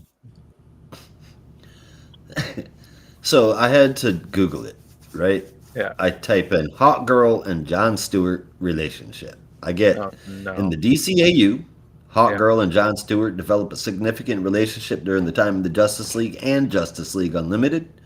They initially have a rocky start due to their constant bickering, eventually find common ground through shared military and police backgrounds. Their relationship progresses to a point where they share a kiss, and Hawk Girl removes her mask to reveal her true face for the first time in the series. However, their relationship faced challenges when Hawk Girl left the League and John started seeing Vixen. Yeah, that's a challenge. Despite these obstacles, they have a son together later. Yeah, and Batman Beyond. Warhawk, yeah.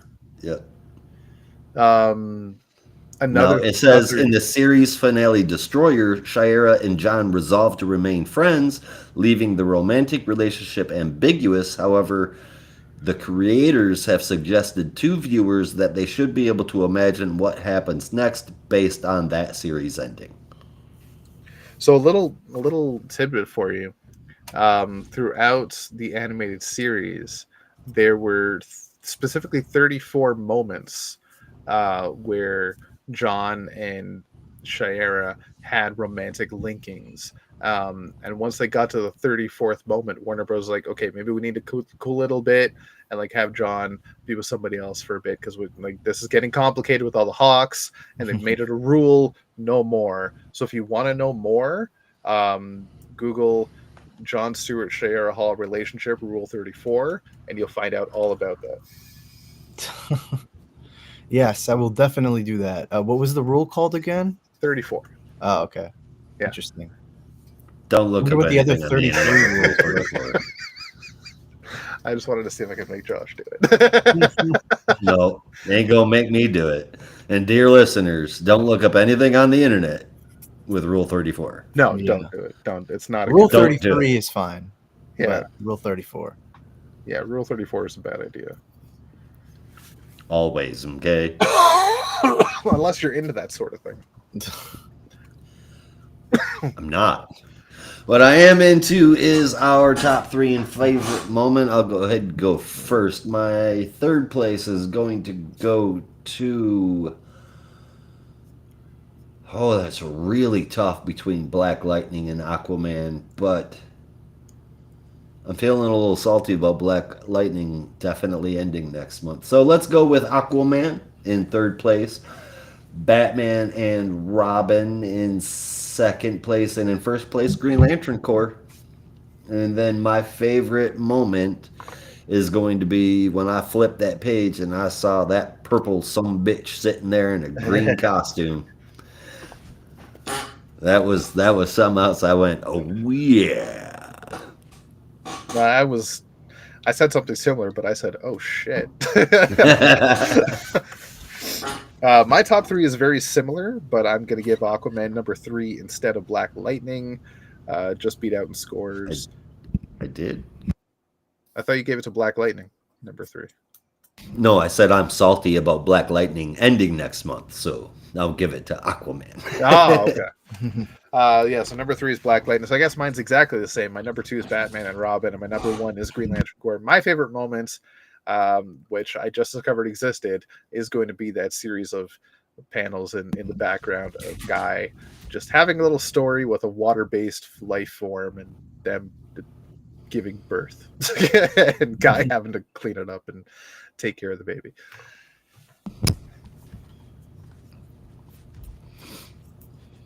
Oh, let's see. I want a Green Lantern TV show, Green Lantern Corps TV show that's done like Parks and Rec. I'm sold. I'm sold on that. Yeah, I definitely see that as like an anime. Or like Brooklyn Nine-Nine. Yeah. It rates. I mean, isn't that kind of the same thing? Yeah, but at least it's more precinct.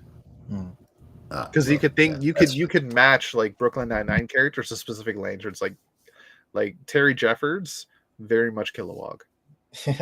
Yeah. Right. Is Jake Peralta Hal Jordan? If he's not Hal Jordan, maybe Kyle Rayner. I guess I was thinking it's going like to be a Brooklyn Nine-Nine personality. If it's going to be a Brooklyn Nine-Nine version of the Green Lantern Corps, then I cannot accept anything other than John Stewart being played by Terry Crews. I mean, yeah, but Kilowog has got like the whole sergeant style. Yeah. And he's big and he's buff and he's hard ass and he's got like the tenure over all the other people. Terry Crews could be Kilowog, I suppose. Yeah. I'll take him as either or, but he's got to be a part of it. John Stewart is Detective Diaz. I mean, I wouldn't know maybe anybody in that show. I don't know if they'd all correspond to Earth Lanterns though. Like I was thinking, Well, that's why I said Kilowog is Terry Yeah. Crews, right? Do you remember Lyra? Wait, is Terry Yes. Crews on that show? I feel like Yeah, I he feel is. like I didn't know that. yeah, I feel like Terry Rosa would Jeffers. definitely be Lyra. Oh, Diaz that would anger. Lyra would be Diaz, or Boudica. Yeah, or Boudica. Yeah. Hell, even Brick to a certain extent. Be Lyra. I could see Lyra though. Lyra would be cool. Amy would be 2'6". Oh yeah, if not 2'6", then Arisia. 3'6". Yeah, I was thinking like someone who's like super. Hey, we're not talking about the nerdy. Mafia, Josh.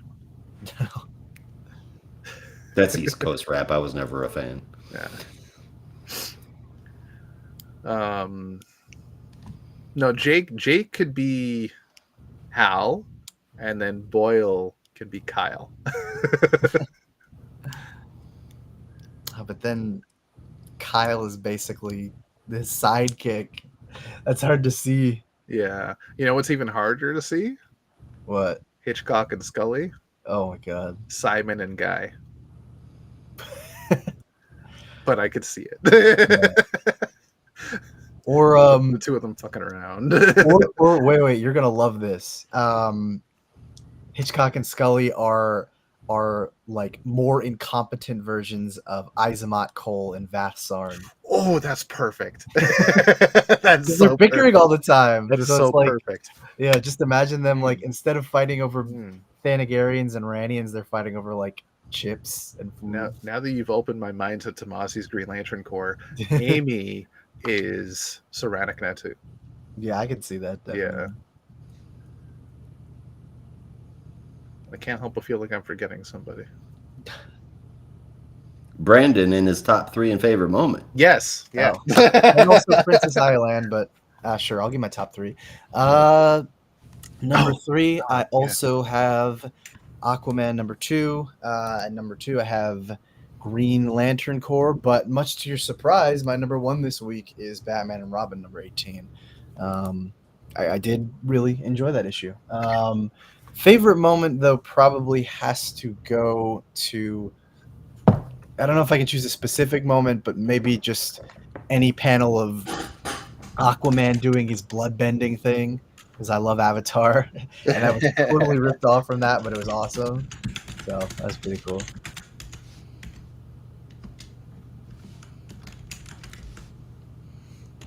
Yes, well, I guess that is it for the show, everybody. Thanks for watching. Peace.